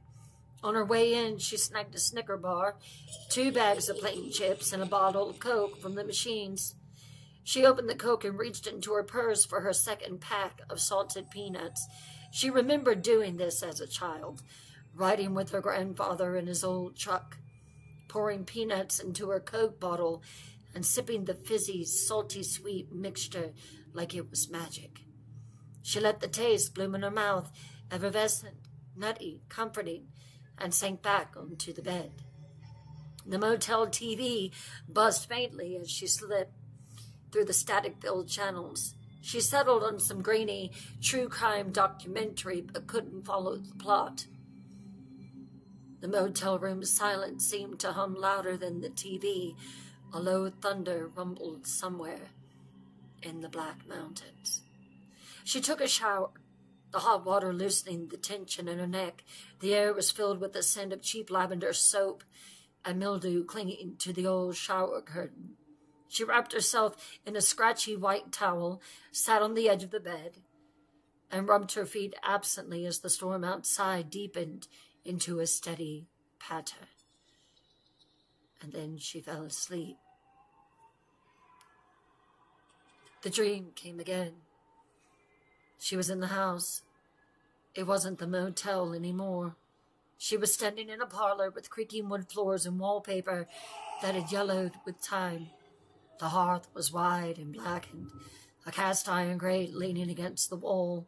Above it, an antique wooden mantel stretched the length of the room, and scented there was a delicate jewelry box, carved rosewood, inlaid with abalone and mother of pearl. Drawn to it, Maggie reached out and opened the lid. Inside, resting atop a tuft of burgundy velvet, was a photograph. A woman stared back at her, red hair pinned up in soft curls, green eyes that seemed to glow, freckles like constellations across her cheeks and nose. It was her face. It was her. The woman looked exactly like Maggie. But it wasn't Maggie. But it might as well have been. The resemblance was uncanny. The same eyes, the same lips. The room darkened. And the chanting began again. Low and distant at first, like a wind groaning through pine boughs. She turned, her heart pounding. Her feet moved without command. The sound called her, pulled her down a narrow hallway, past closed doors. She reached the back door, the wood of it weathered and cracked. The chanting grew louder. She placed her hand on the doorknob. It was ice cold. She opened it. There was that sky again. Deep indigo with stars like pinpricks and a full swollen orange moon that hovered low over the horizon, like it was watching her. The black mountains loomed behind it, quiet sentinels. And there they were, 10 figures cloaked in black, standing in a wide crescent on the dew-soaked grass. Their faces were hidden by deep hoods, their heads bowed. No wind moved their cloaks, no sound but the rhythmic murmur of their voices in unison. Then the one at the end lifted her head. From within the darkness of her hood came a voice that chilled Maggie to her bones.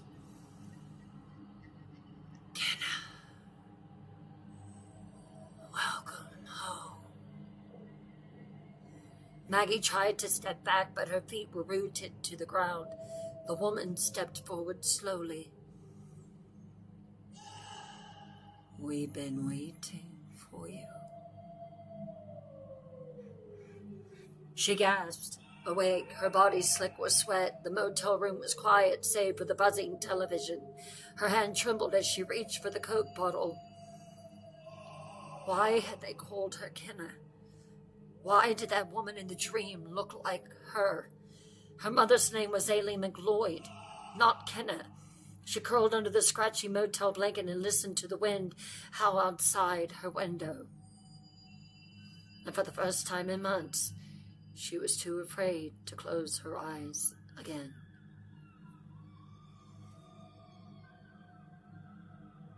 Morning crept over Cherry Hill beneath a low gray sky, the kind of dawn that promised another day of restless spring rain. Maggie woke in her little motel room, the neon vacancy sign still blinking faintly outside her window. Her stomach growled before her feet even hit the floor.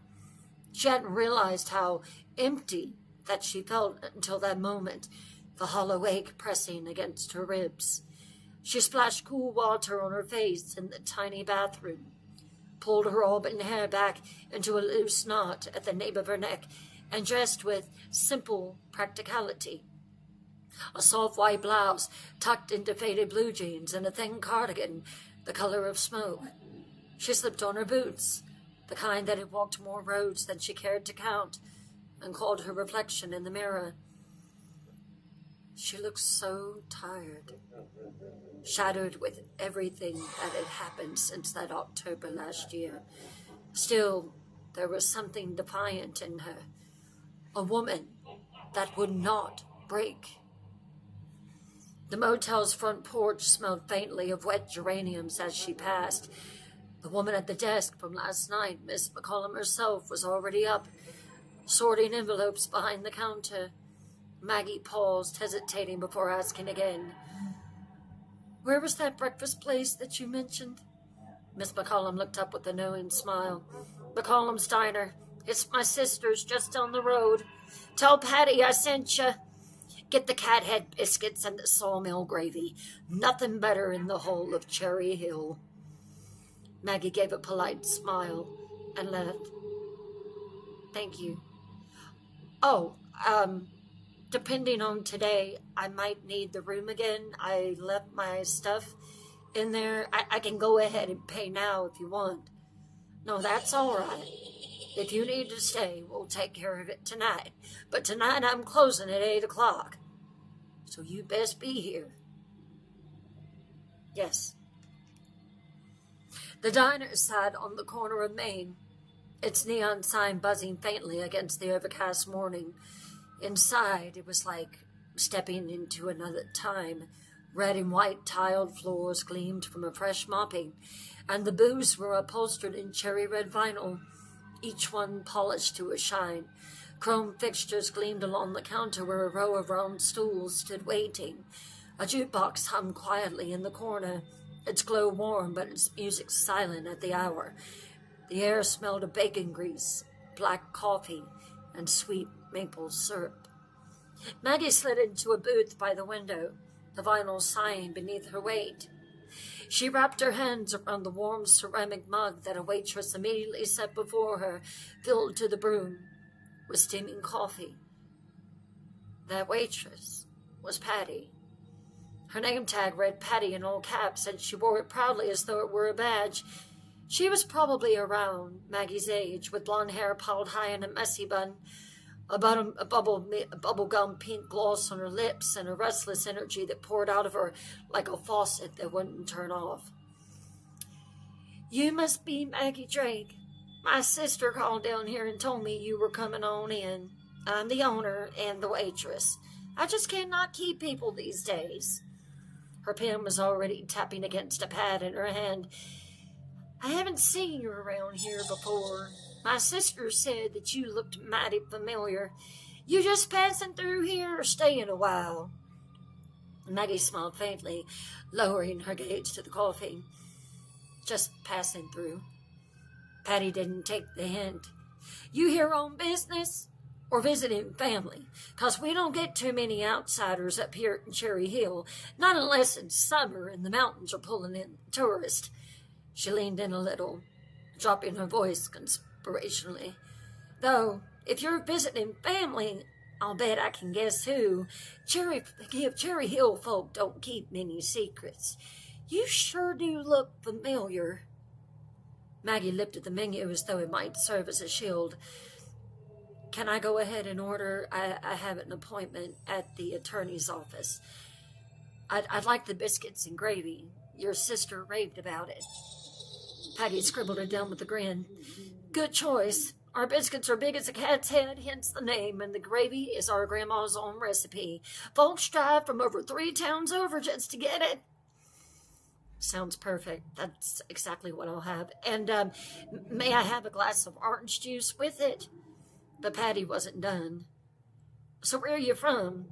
I'm trying to pick up on your accent. Carolina? Virginia? You got that sound in your voice. You married?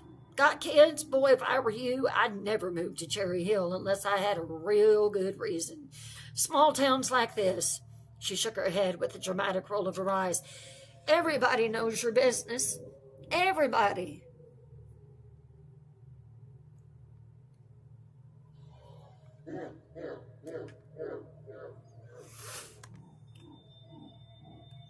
Maggie's lips quirked, though she said nothing. She kept her answers clipped and careful.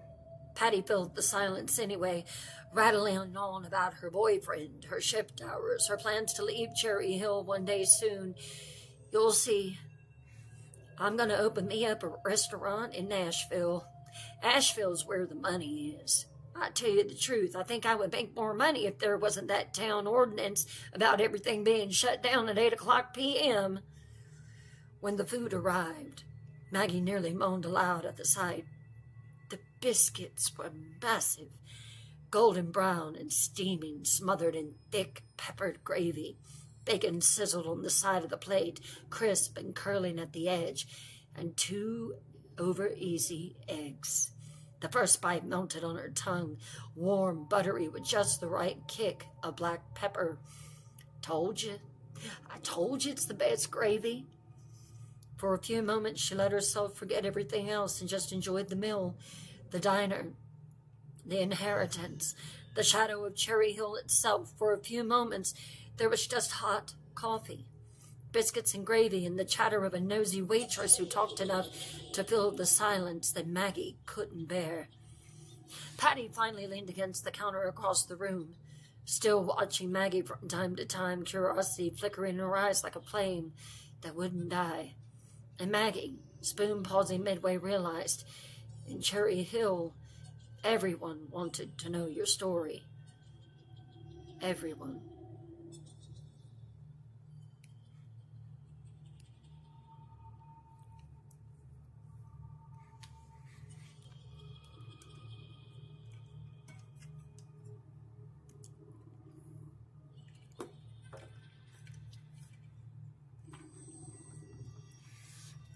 Am I making you hungry?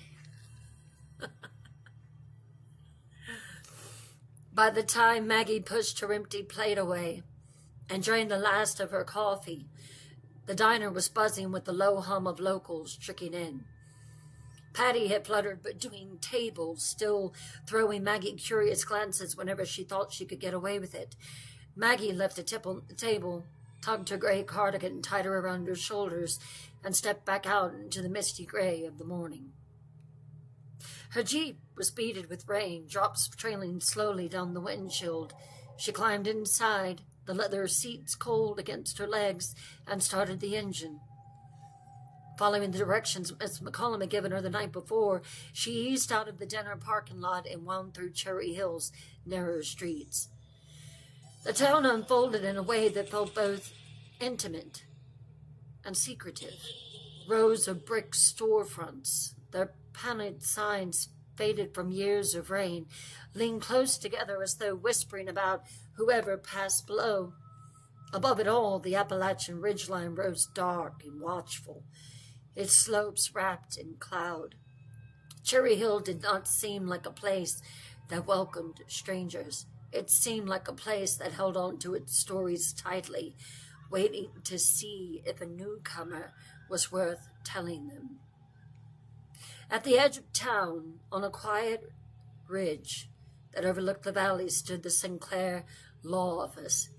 It was a modest building of old red brick, its mortar lines weathered but still strong, and green copper plaque by the door read, Sinclair and O'Flannery, Attorneys at Law.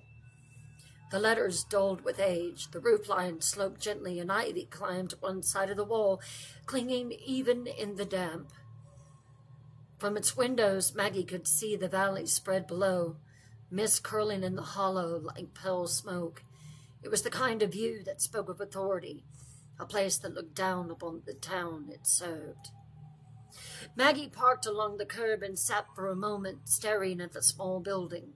Her reflection in the windows showed her drawn face, the faint shadows beneath her eyes.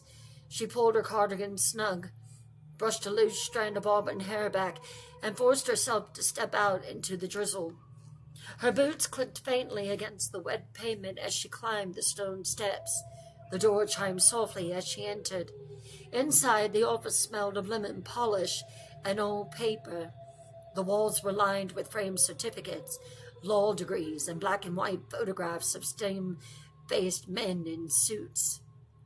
Generations of attorneys, no doubt, whose gazes seemed to follow her across the room. The floor was a checkerboard of worn tile, its colors muted with age, no longer really black and white, more gray and beige, and the faint tick of a grandfather clock carried through the hush. Behind a tall oak desk, at the front sat the secretary. She was a middle-aged woman with iron gray hair, swept neatly into a bun, a string of pearls resting at her throat, and a crisp blouse buttoned to the collar. Her nameplate gleamed on the desk, Morag Campbell. Morag looked up from the stack of papers she was organizing, her expression polite, but guarded, as though she'd seen her share of outsiders and wasn't in the business of small talk. "Good morning," she said, her accent a little saltly. "Can I help you?" "Yes," Maggie said, her voice quiet in the stillness. "I'm Maggie Drake. I'm here to see Mr. Sinclair at 11 o'clock. Something flickered in Morag's eyes, a flash of recognition, or perhaps curiosity, but it vanished as quickly as it came. She gave a small nod and gestured to the row of leather chairs along the wall. "If you'll have a seat in the waiting room, Miss Drake, I'll let Mr. Sinclair know you've arrived." Maggie lowered herself into one of the chairs, her fingers gripping the edge of her cardigan. The room was heavy with silence, punctuated only by the occasional shuffle of papers from somewhere in the back, and the slow, steady tick, tick, tick of the grandfather clock. She sat there, staring at the rain-smeared window, her pulse thrumming, her stomach still twisted in knots, despite the biscuits and gravy she had devoured just an hour before. She felt the weight of this place pressing in around her, the valley below, the ridge line above, and somewhere beyond that door, Duncan Sinclair, the man who would read her mother's will.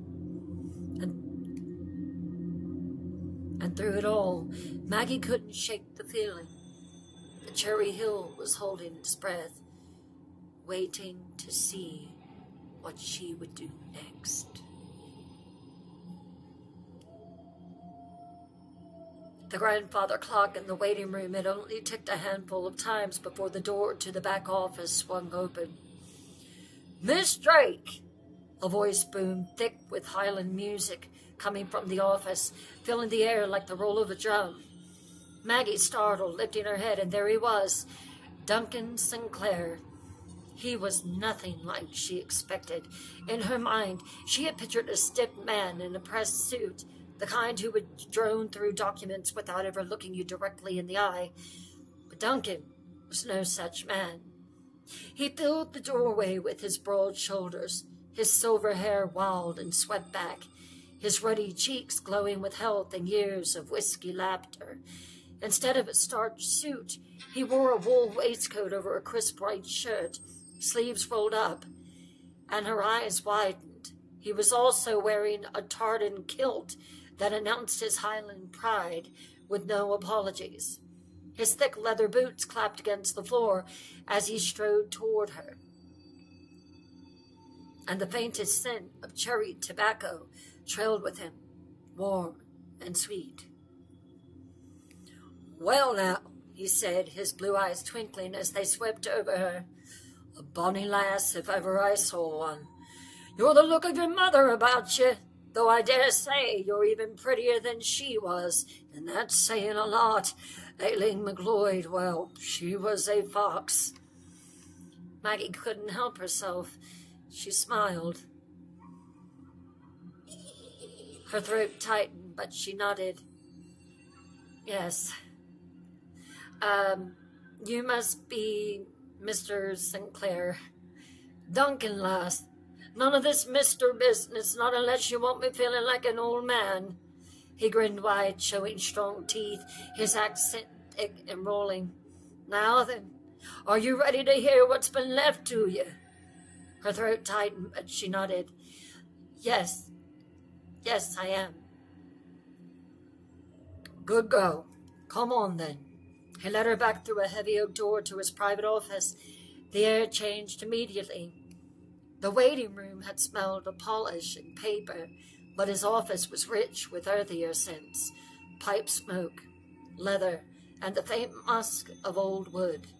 Dark paneling lined the walls, and heavy bookcases groaned beneath the weight of legal tomes and older, stranger volumes bound in cracked leather.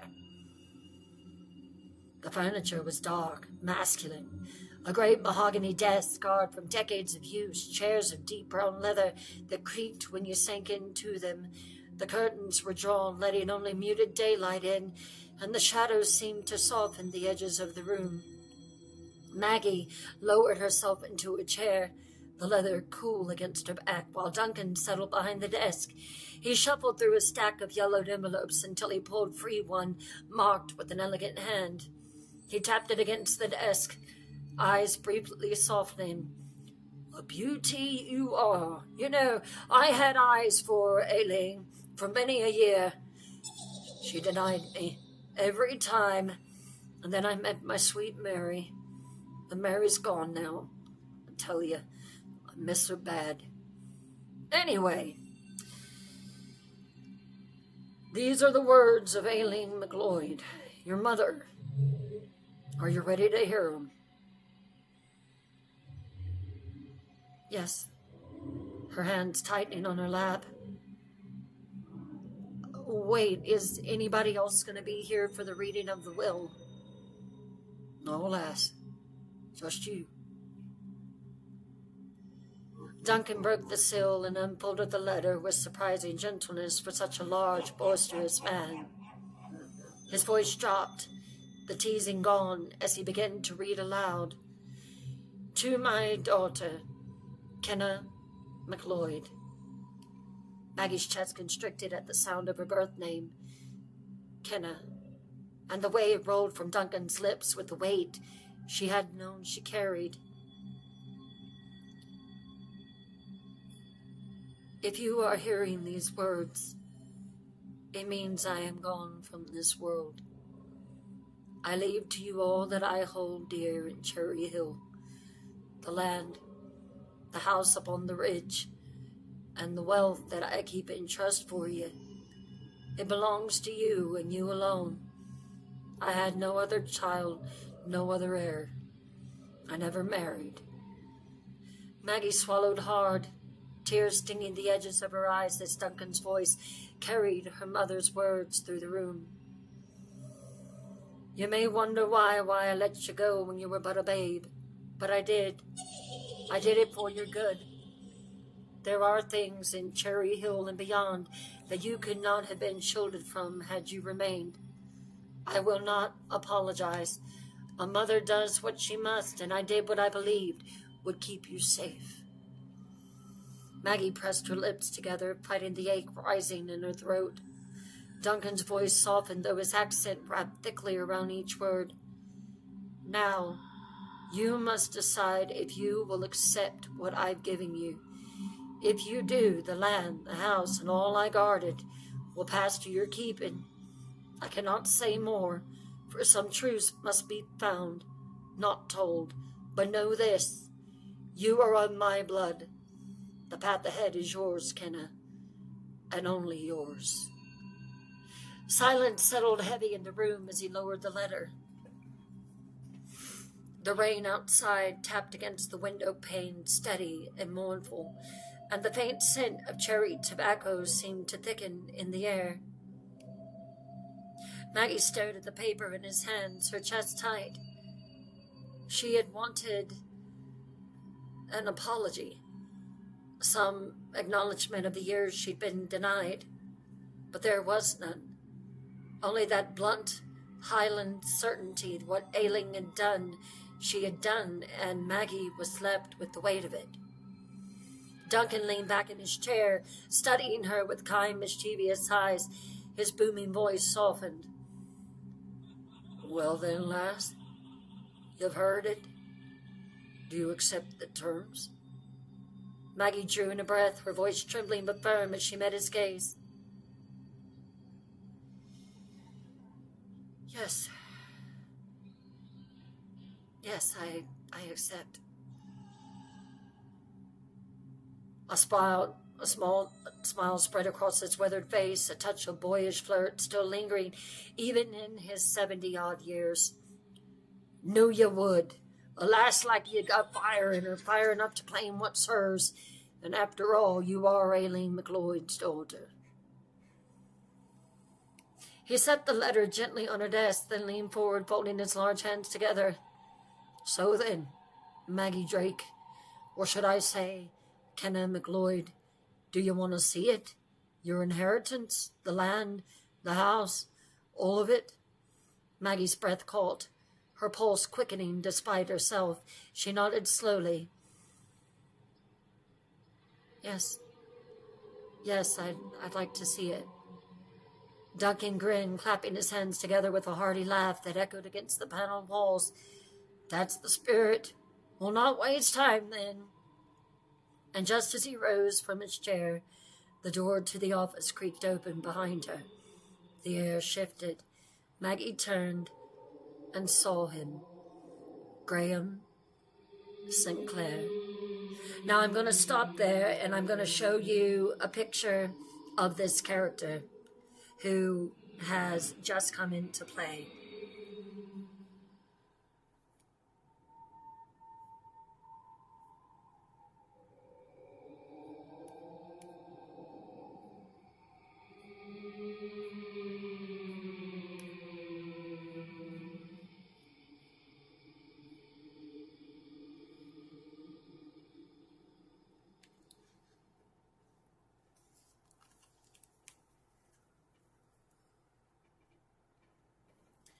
What in the world? Come on.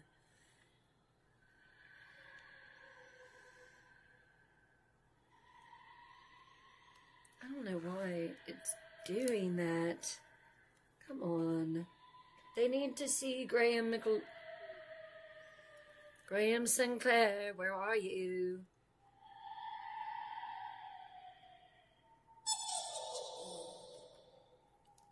This is ridiculous.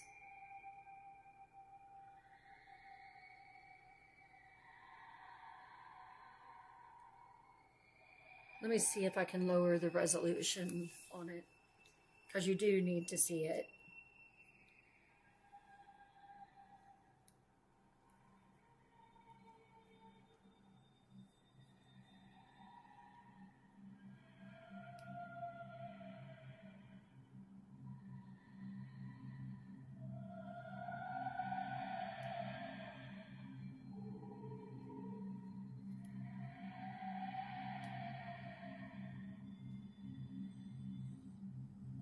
Let me see if I can turn it down just a little bit.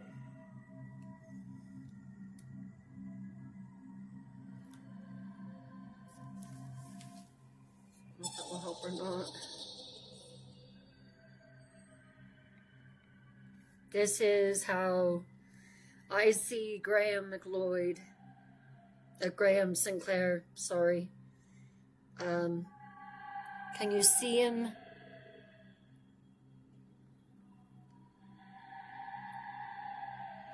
Graham McLeod.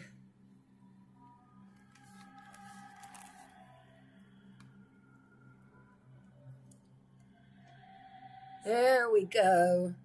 Maybe I've got to turn it the other way.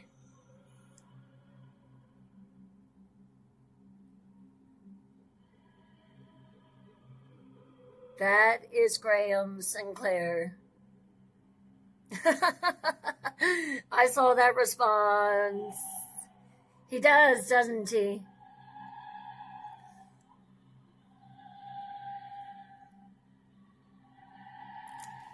So that is Graham Sinclair.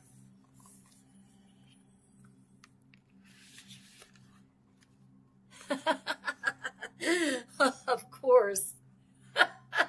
Can you date him? Sure, Melanie.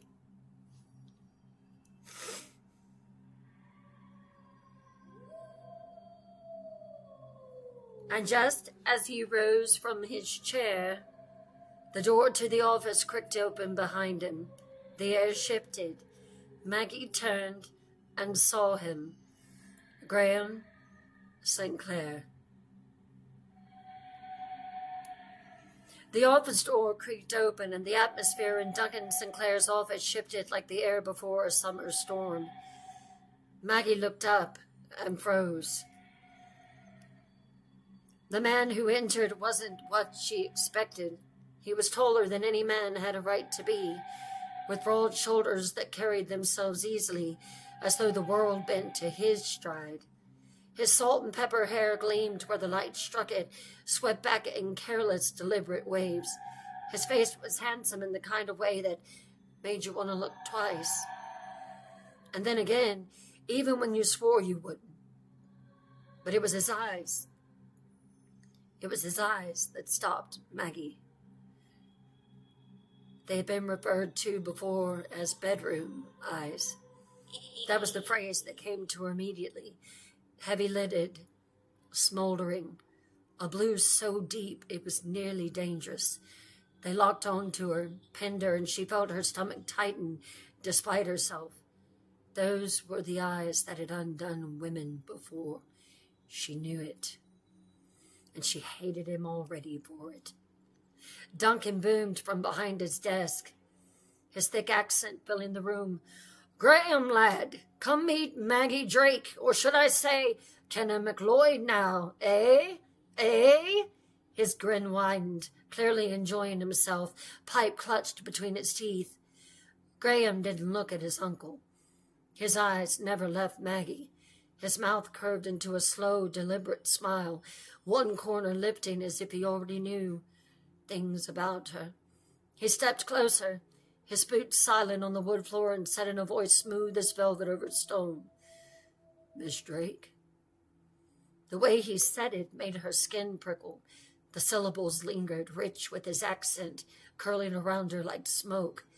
Maggie drew herself upright, pulling her gray cardigan tighter, lifting her chin as though daring him. "Mr. Sinclair?"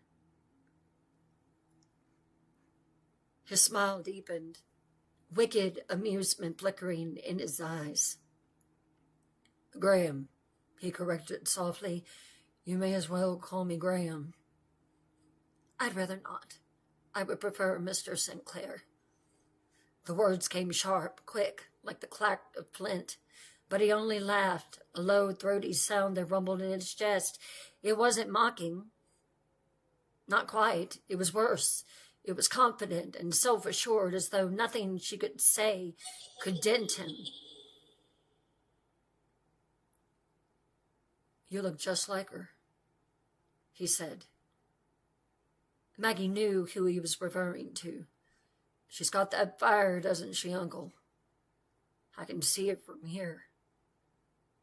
"Hey, lad," Duncan said, grinning as he tamped his pipe against the desk. "Fire's in her blood, just like Aileen McLeod. Comes from her mother's side, no doubt." Maggie bristled, her nails pressing into her palms.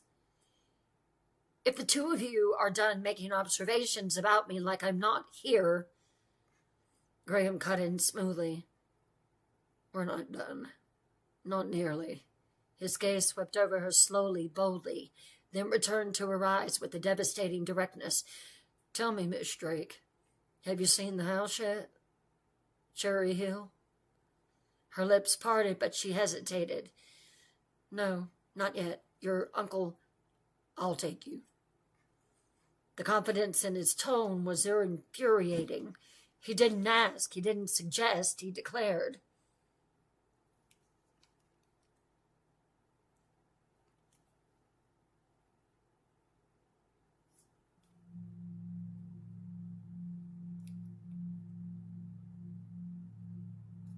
Hang tight 1 second.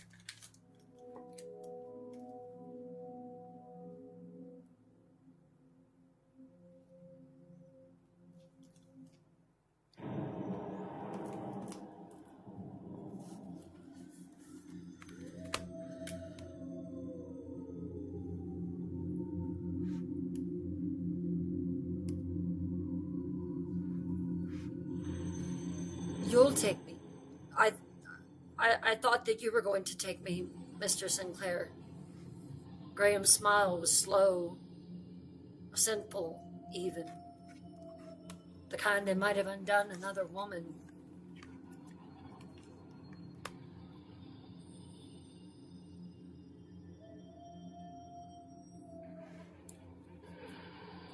Aye. My Land Rover's out front. It'll handle the ridge roads better than whatever you drove into this town with. His gaze flicked quickly toward her, sharp as a blade. Unless you'd rather risk it on your own, Miss Drake. Her pulse thudded painfully in her throat, anger sparking hot. I managed on my own just fine, Mr. Sinclair. And yet, he said smoothly, leaning one hand on the edge of Duncan's desk, his eyes glittering, you're sitting here with us. The silence thickened, charged, heavy with something Maggie refused to name. Duncan leaned back in his chair, grinning ear to ear like a man who just poured whiskey on an open flame. Listen to the two of you. Sparks already flying, I told you, lass. Sinclair men are trouble. Graham's gaze never left hers. He smiled lazily as though Duncan's words were gospel. Trouble, he echoed softly, but worth it. Maggie's cheeks burned, though whether with fury or something else, she wasn't sure. She stood abruptly, her chair scraping against the wood floor. Don't flatter yourself, Mr. Sinclair. Graham's smile sharpened, almost predatory. Oh, I don't need to. Flattery is for men who beg. I don't beg.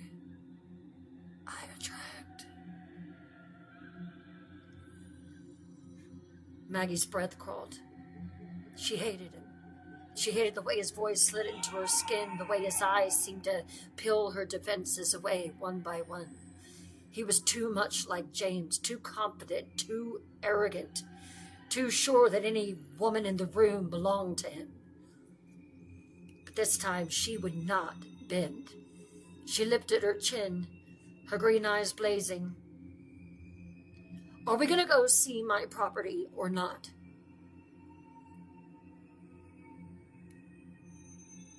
Let's go. The Land Rover purred low as Graham guided it out of town, the tires hissing against the damp road. Rain misted against the windshield, streaking into long silver threads before the wipers swept them away. Inside, the cabin was close, warm with the scent of leather and the faint trace of him, pine, smoke, and something distinctly male. Maggie sat stiffly in the passenger seat, her cardigan pulled tight, her gaze fixed on the gray blur of trees rushing past. She could feel him beside her, not just its presence, but the quiet intensity of it, as if he filled the space with more than his body. He was too calm, too assured, and she hated the way that it unsettled her. For several miles, neither spoke. The only sounds were the hum of the engine, the steady sweep of the wipers, and the occasional shift of gears. And then it happened. Graham's hand moved to the gear lever, fingers brushing against the side of her leg as he shifted. The touch was light, unintentional in appearance, but it jolted her like a spark. Maggie jerked her leg sharply away, her pulse hammering despite her silence. He chuckled under his breath, low and amused. He didn't apologize. He didn't explain. He simply kept driving, eyes forward, as though he'd expected her reaction all along. The silence pressed heavier after that, but it wasn't empty. It pulsed, charged. At last his voice cut through, smooth and resonant, carrying that Highland cadence that turned simple words into something more. Well, Miss Drake, Cherry Hill, he said, isn't just a patch of earth. It's McLeod land. You know, folk have been after your land for years. Developers, outsiders, people with more money than sense. They've all made their offers, too. Big ones. He shifted again, careful this time, but his fingers lingered just a fraction too long on the gear shift, as if he knew she was still aware of it. His mouth curved, subtle, but I'll admit, I'm glad you're keeping it. Glad it's not leaving the McLeod family. Maggie's head turned, her green eyes sharp. This has nothing to do with family, Mr. Sinclair, or bloodlines. It's mine, and that's all that matters, and I'll decide what to do with it. I just want to see it first. A pause, then that low chuckle again. He glanced at her briefly, those bedroom eyes gleaming with something between admiration and mischief. Your sharp tongue, Miss Drake. I like that. I wasn't trying to please you. You haven't? He said, his tone infuriatingly calm. But you have made me curious. Maggie clenched her jaw, forcing her gaze back to the window, to the mist curling up the ridges. Her reflection in the glass looked pale and tight, as if she were holding herself together by sheer will. Graham said nothing for a while, letting the silence build again, but he wasn't idle. She could feel him watching her in sidelong glances, testing her without words. Finally he murmured, "You carry something, Maggie Drake. Sadness, anger, like a storm under the surface." His voice was quieter now, though no less certain. I don't know exactly what it is. Not yet. But I can feel it. Her stomach tightened. She kept her eyes fixed on the mist. Then perhaps you should stop looking so closely at me. That earned her a slow smile from Graham. That disarming smile. Not likely, he said. The air thickened. She could hear the grind of gravel as the rover climbed higher, the scent of wet pine filling the cabin through the cracked window. Her pulse betrayed her quick and restless, though she kept her face composed. Maggie was sharp, smart, and she wasn't about to let him see how much his nearness rattled her.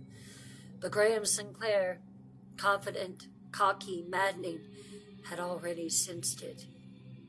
He was under her skin. And though he didn't know the story behind her fire, behind the still in her voice, he knew one thing. He wanted every part of it.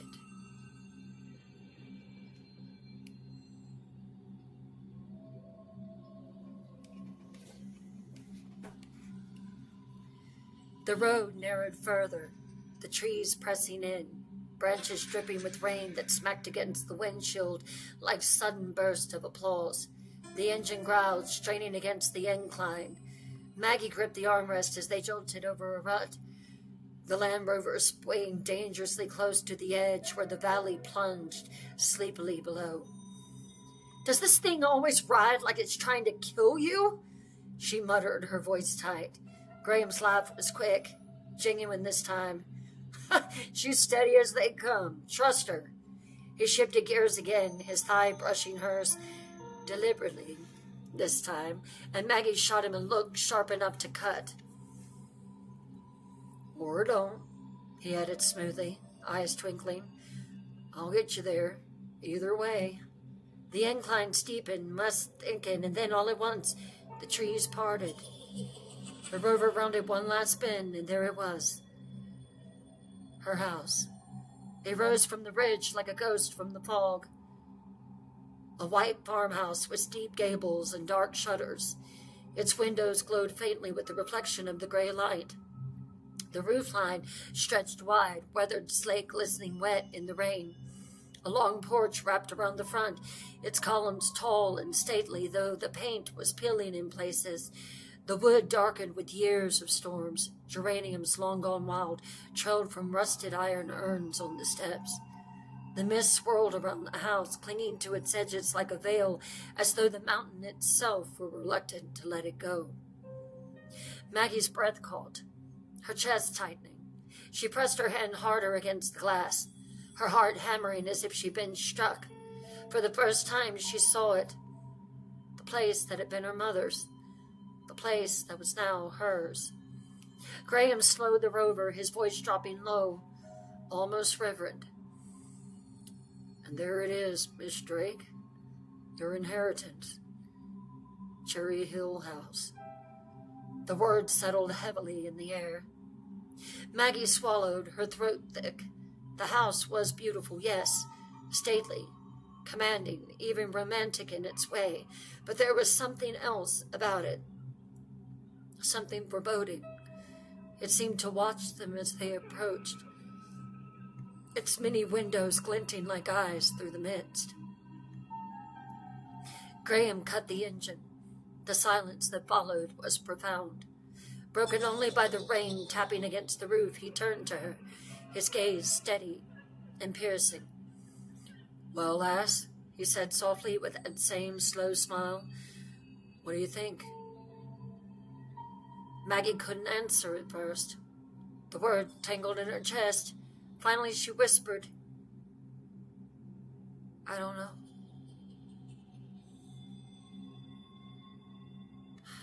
"I feel like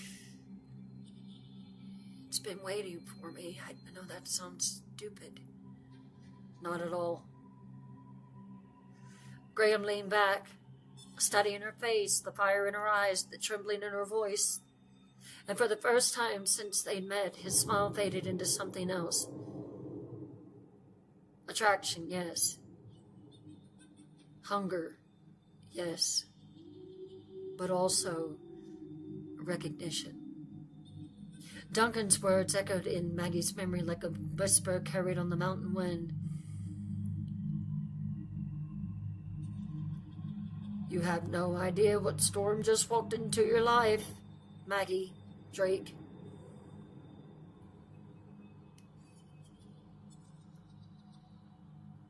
Graham killed the engine and the Land Rover's growl died into silence. Mist pressed close around the ridge, curling along the eaves of the house like smoke. Cherry Hill House stood before them, tall, white, weathered by time, but regal still, its wide porch stretching out like arms open to receive her. Graham counted around the Rover, his boots crunching on gravel. He pulled open the passenger side door, holding out his hand. Maggie looked at it, then up at him, her jaw tightening. "I don't need your help.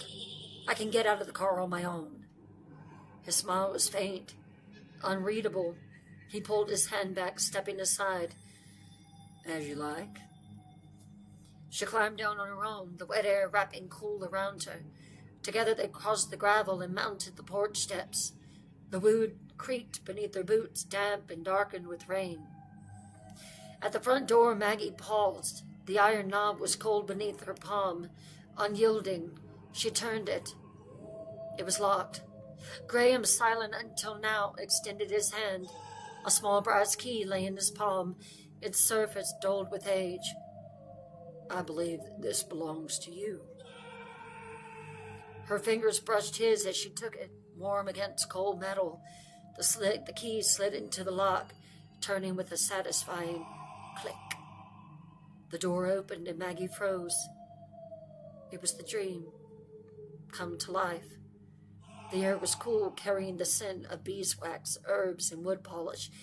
The floorboards gleamed, worn smooth with time but clean, as though someone had just swept them.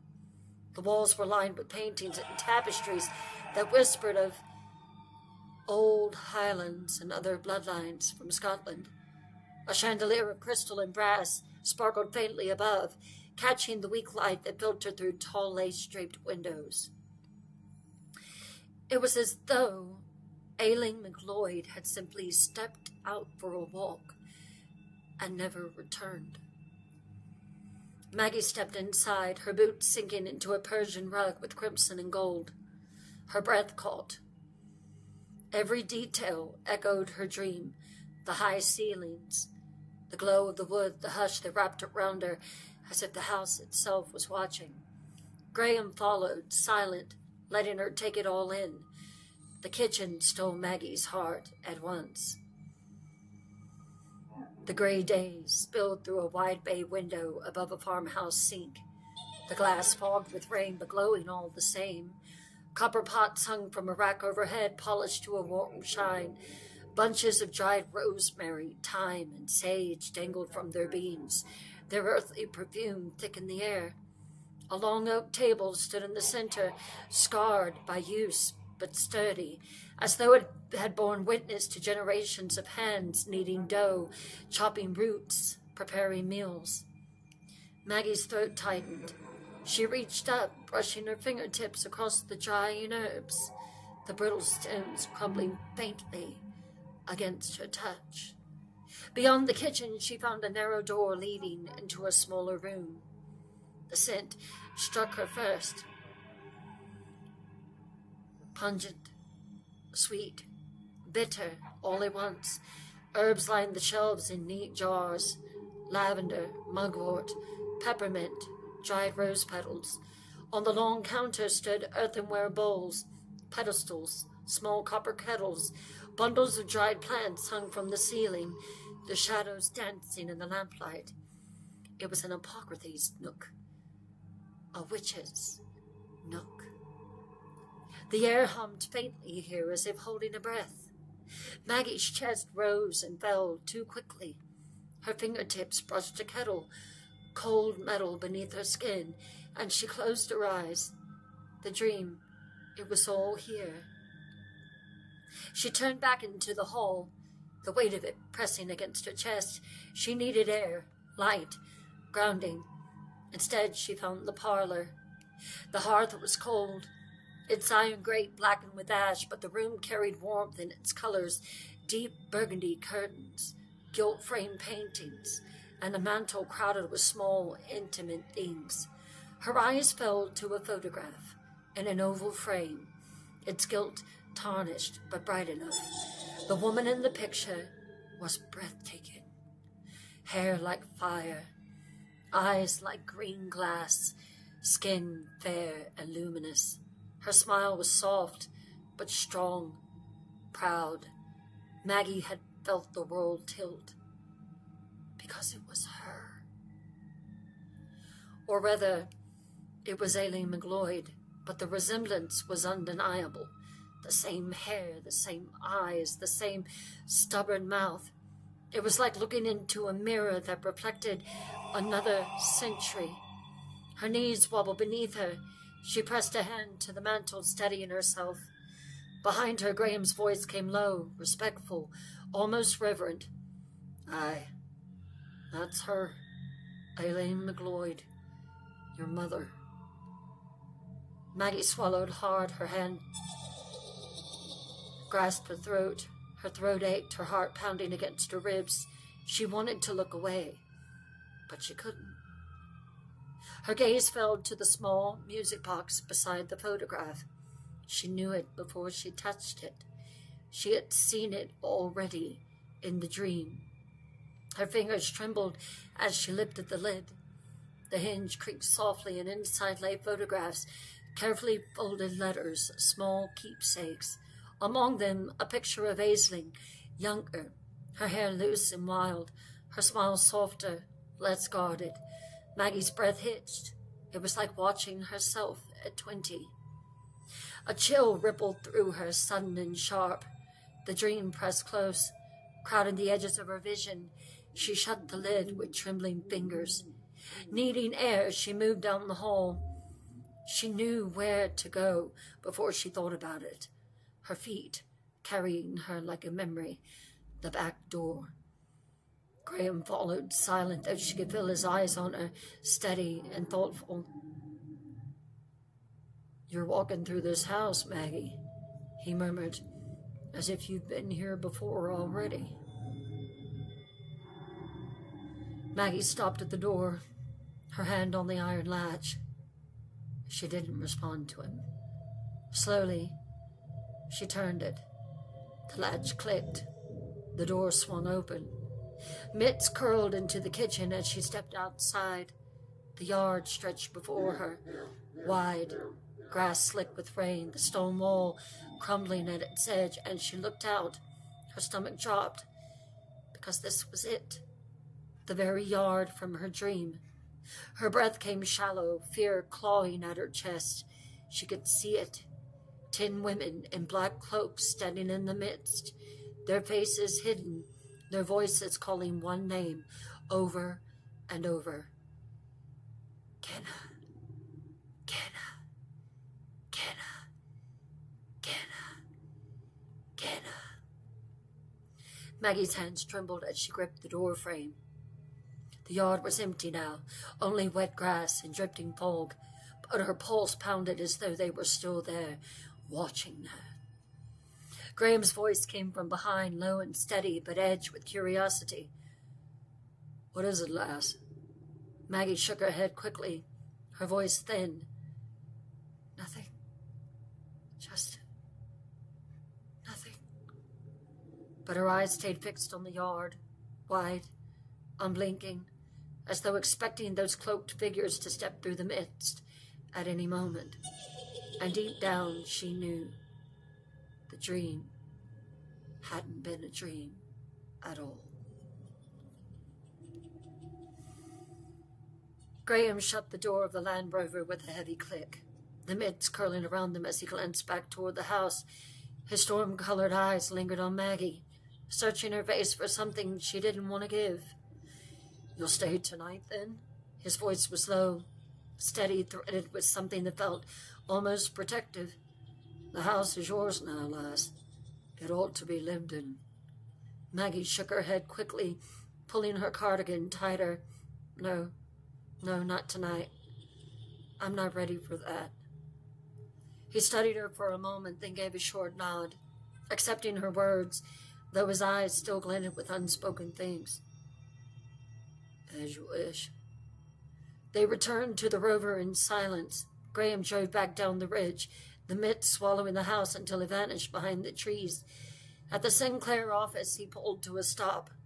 Maggie opened the door before he could offer again. And this time, he didn't try. He only watched as she climbed down, his eyes steady on her until she turned away. The old Jeep felt oddly comforting as she slid into its worn seat. She drove back through Cherry Hill's narrow streets, the town quiet in the late afternoon. At the motel, she asked Miss McCollum for another night.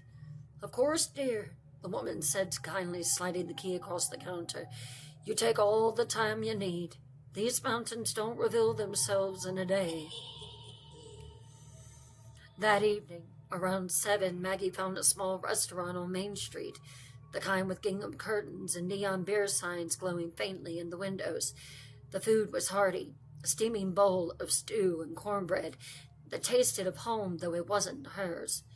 She ate alone in a corner booth, aware of eyes on her.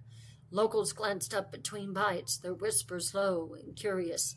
She felt like an exhibit on display, a stranger in a town that knew too much about her without knowing her at all.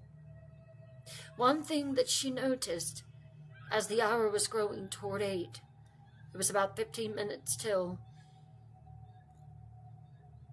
they began to shut the curtains, all of them, tightly. When she returned to the motel, the air was cool, the night thick with the sound of crickets in the grass. She locked the door, drew the curtains, thinking back to Claude and Betsy at the M&M station, and lay on the bed. Sleep didn't come easily, but when it did, it carried her straight back to Cherry Hill. The dream was sharper this time. She stood in the apothecary room she had discovered, herbs hanging from the ceiling, the scent thick and pungent. Jars lined the shelves, but it was not empty now. Aileen McLeod sat at the work table, her red hair gleaming like fire in the sunlight. She turned the stiff pages of a leather-bound book. On the front it said, "Book of Grimoire." Her long fingers trailing across the brittle paper as though tracing old secrets. Her movements were precise, ritualistic, each page turned with care. Maggie froze in the doorway, watching. Aisling's voice broke the silence, low and strong. "I know you're there, Kenna." Maggie's heart lurched. Her mother lifted her head slowly, and her green eyes, the very same eyes Maggie saw in the mirror, locked on hers. "I can feel you. I know you're there." The room shivered, the herbs swaying as though stirred by a wind that wasn't there. Maggie tried to speak, but no words came. Her throat felt locked, her voice stolen. Aileen's gaze softened, but it held power, command. Cherry Hill is yours now, but it is never truly yours. The words echoed until the dream splintered, and Maggie woke with a gasp, sweat chilling her skin. Morning broke gray and damp. The motel smelled faintly of coffee brewing in the front office. Maggie dressed quickly, her auburn hair twisted into a loose knot, her blouse and cardigan the same armor as yesterday. She needed answers about Cherry Hill House. Miss McCollum, is there a library in town? She dropped off her key. On the square, the woman said, smiling faintly. Brick building, can't miss it. You be careful digging into things now. Maggie found it easily.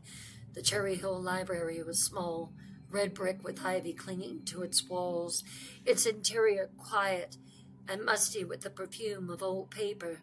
She spent the morning there poring over records and brittle newspapers. The McLeod names surfaced often. Land deeds, mentions of Cherry Hill House in society columns, whispers of a place built with old-world charm. But there were gaps, too, holes where the history should have been fuller. By afternoon, her eyes ached from the past and the print, and she stepped back into the square for air. The town was alive with its usual rhythm until the sirens split quiet. Red and blue lights flared against the damp brick storefronts. Police cruisers flying down Main Street, tires hissing against wet pavement. Townsfolk spilled out onto the sidewalks, watching and murmuring. Maggie turned sharply to Miss McCollum, who had stepped out onto the motel's porch. What in the world is going on? She asked, her voice urgent. The woman's face was pale, her mouth tightening into a grim line. She shook her head slowly. Another one. Maggie's stomach nodded. Another what?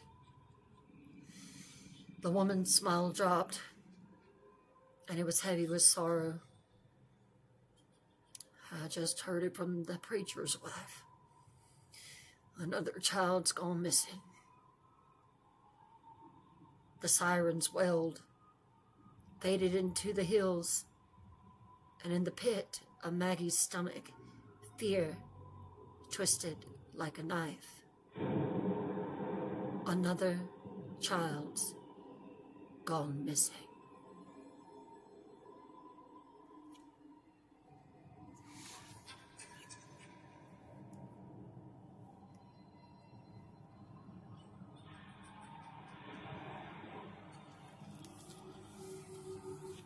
And that will end Cherry Hill for tonight. I hope that you have enjoyed the reading. It will continue next Sunday night.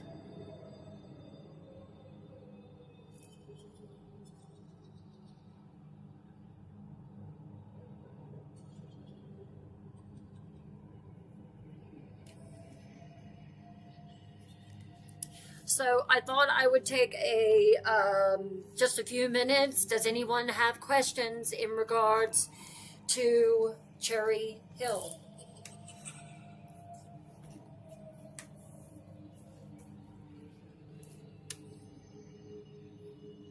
You are welcome.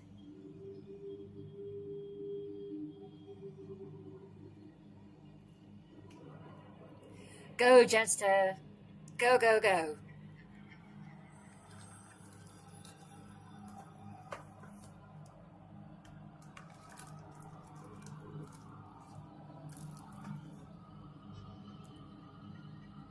Good, Nana Sherry. Good. So glad y'all like it.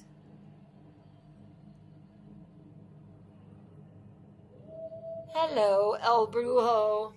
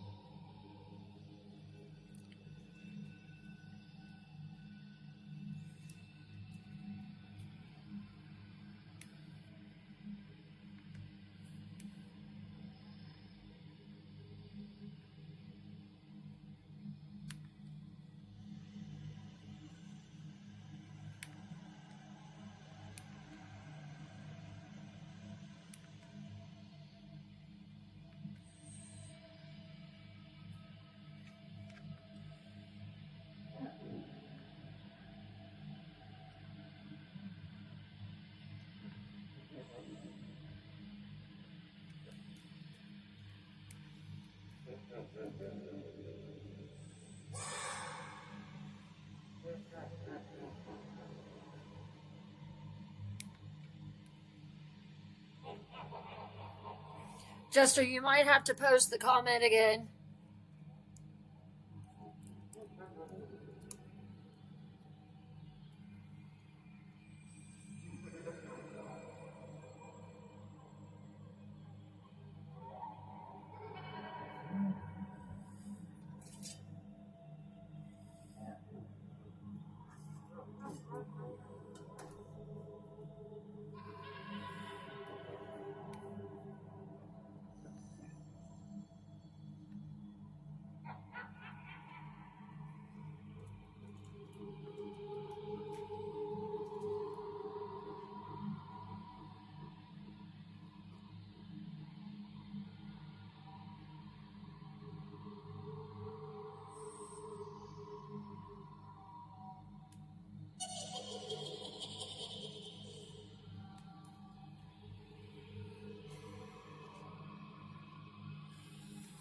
Yeah, I didn't see the question. I know Jester had a question.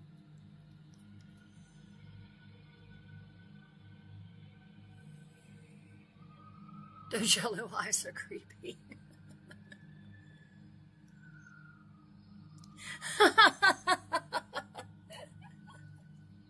They're the good cherries. They're the big red ones. They do not have seeds in them. They are the perfect cherry and they are available to pick now. That is too funny.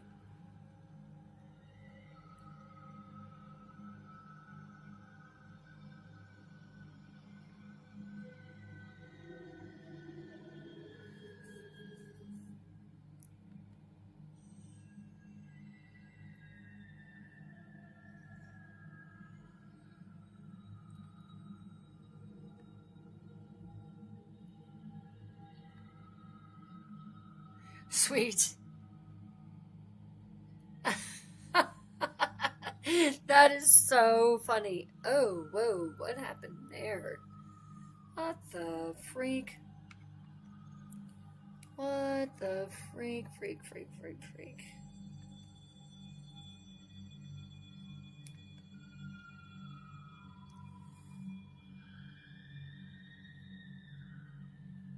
I don't know why that did that.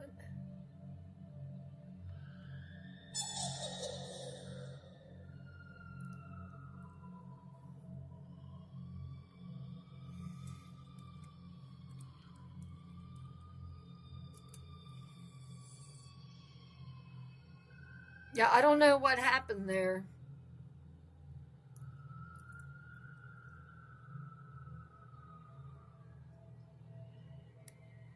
My TikTok chat disappeared. I don't know where that went.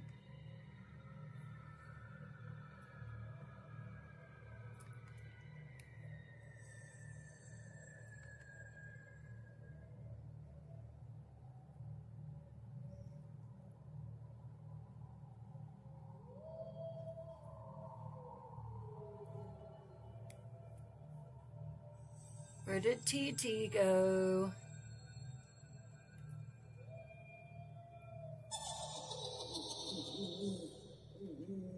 Hello, hello, hello, wherever you are. Oh, okay, that's cool. I didn't know about that.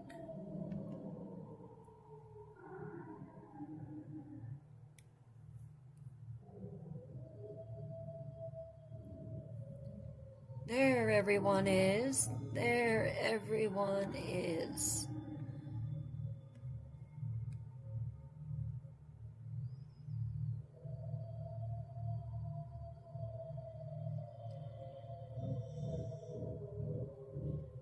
Now I'm seeing who my Grims are and everything, so that's good.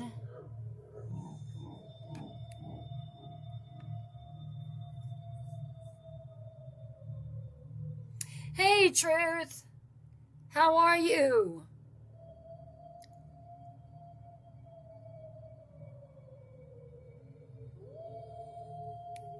Where is my TikTok chatters? Where did they go? Hello? Hello, hello, hello.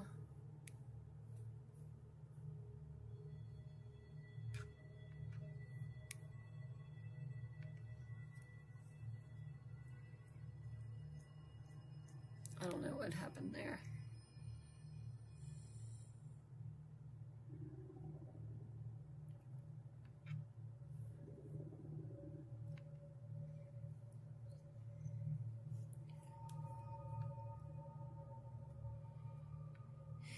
Can y'all still see me in TT?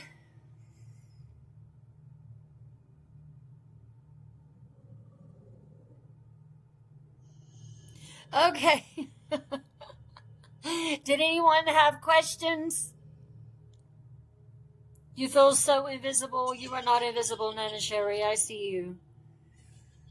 You are not invisible. Perfect.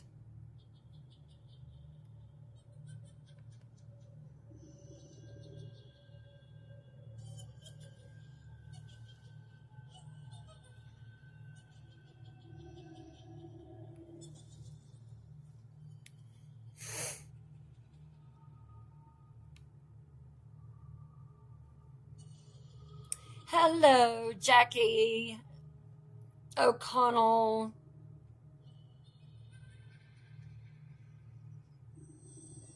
Don't feel invisible. You're not invisible. Promise. Promise, promise, promise.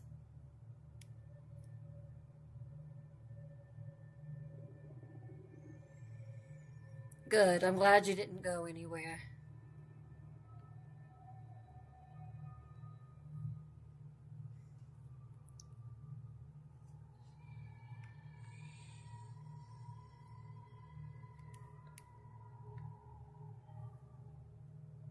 There we go. Now we got it. Okay, so Eden. Hello.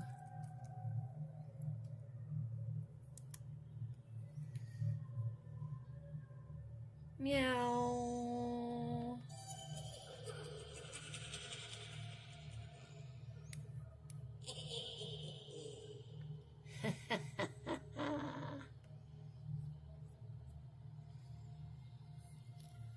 So I don't know if I missed any questions or anything. Did anyone have any questions about Cherry Hill? How do you think it is? What do you think's going on?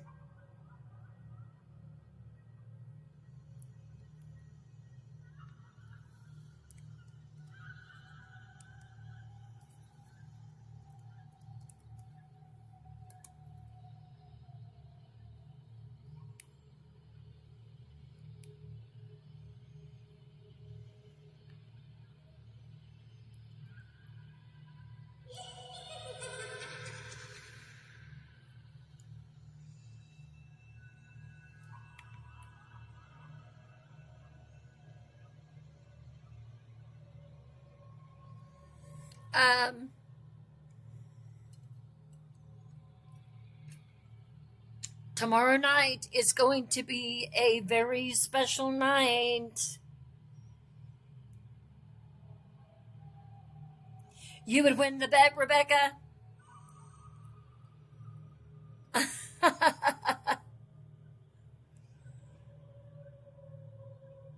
Oh no, Lulu.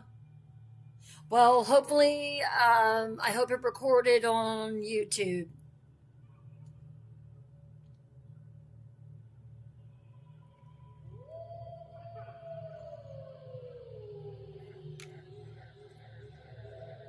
There is so much more that I could actually do in this app that I haven't even scratched the surface with yet.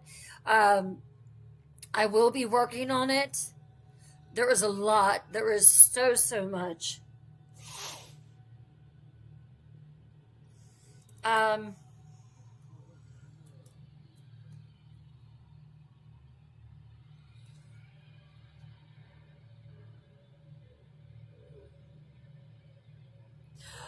Ooh, you get crystals. Nice.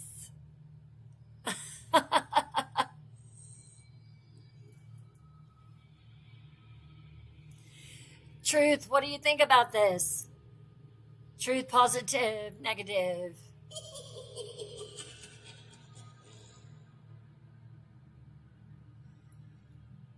We shall see. We shall see.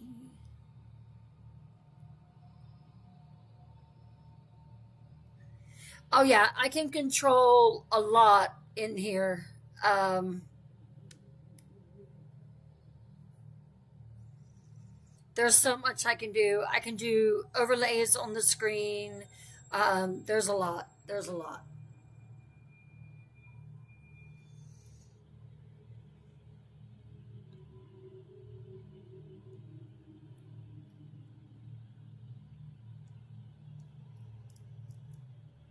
So your husband says werewolf, and you say witch's coven.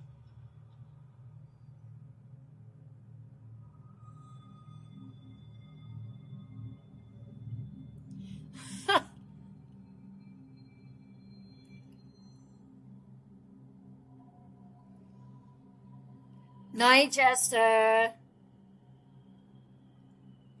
Good night, X.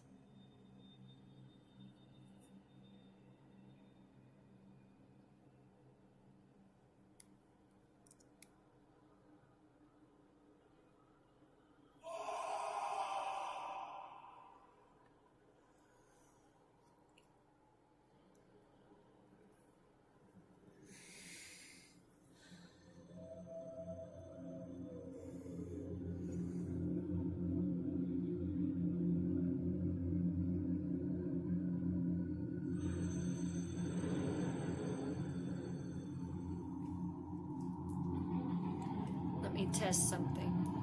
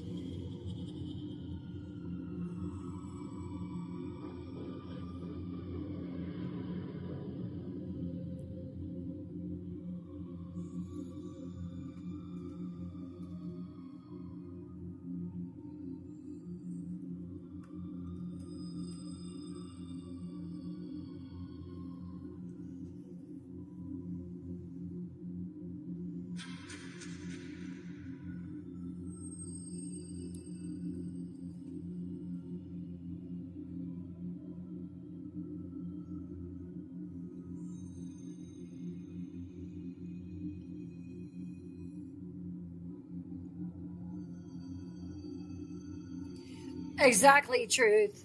Exactly.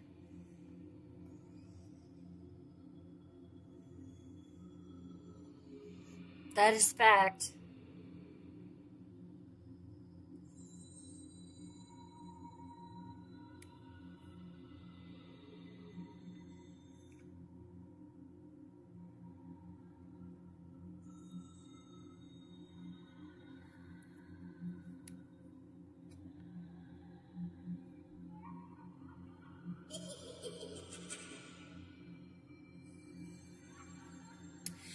So Maggie was at she was at a book signing at a library. And when she came outside, she had been talking for 3 hours straight. And so she was craving a cherry limeade from Sonic. So she pulled into the drive through, and Maggie has a bad problem about not locking her car doors. So while she is sitting there in the drive through, a man opens the door, climbs in the back seat, holds her at knife point, tells her to back out of the drive through, and he tells her to drive. She drives away. Um, out into the country. He tells her to pull off on a dirt road. She does. He's fully expecting the field to be empty, but when he gets there, it's not. It's packed with deer hunters, trucks, bright spotlights, and so he had fully intended on killing her. Um, she lost custody because after it happened, she just she couldn't handle it emotionally. She had a breakdown, and so she had a breakdown not just because of her attacker, but because she got away. And she's terrified he's going to come back for her. And her husband ends up cheating on her. And she just cracks. She just completely cracks. And he, yeah, she's been through a very hard time.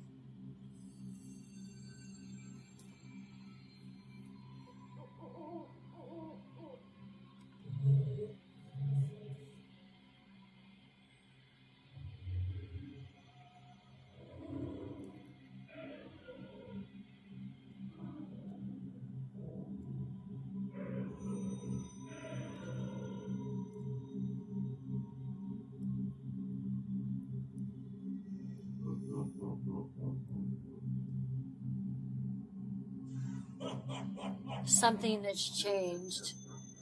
I don't see the access to get into the gift board. Is that for everyone?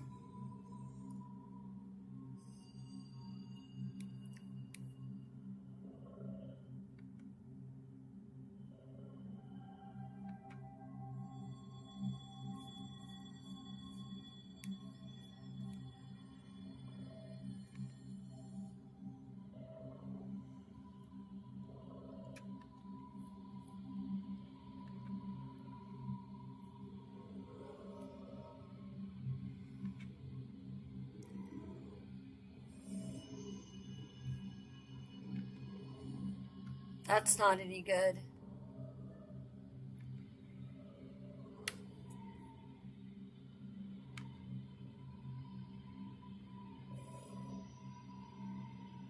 Yours is there.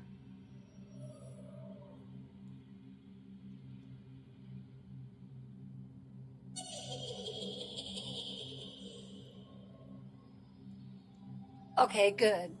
Okay, thank you for posting that, Nana Sherry.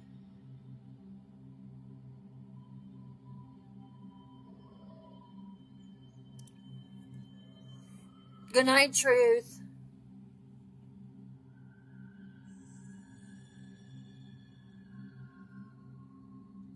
All right, everyone. Well, tomorrow comes early. So I'm going to go ahead and bow out. I love you all.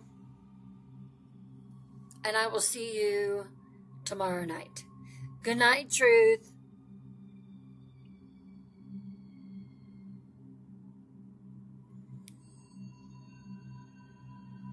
I answered the questions.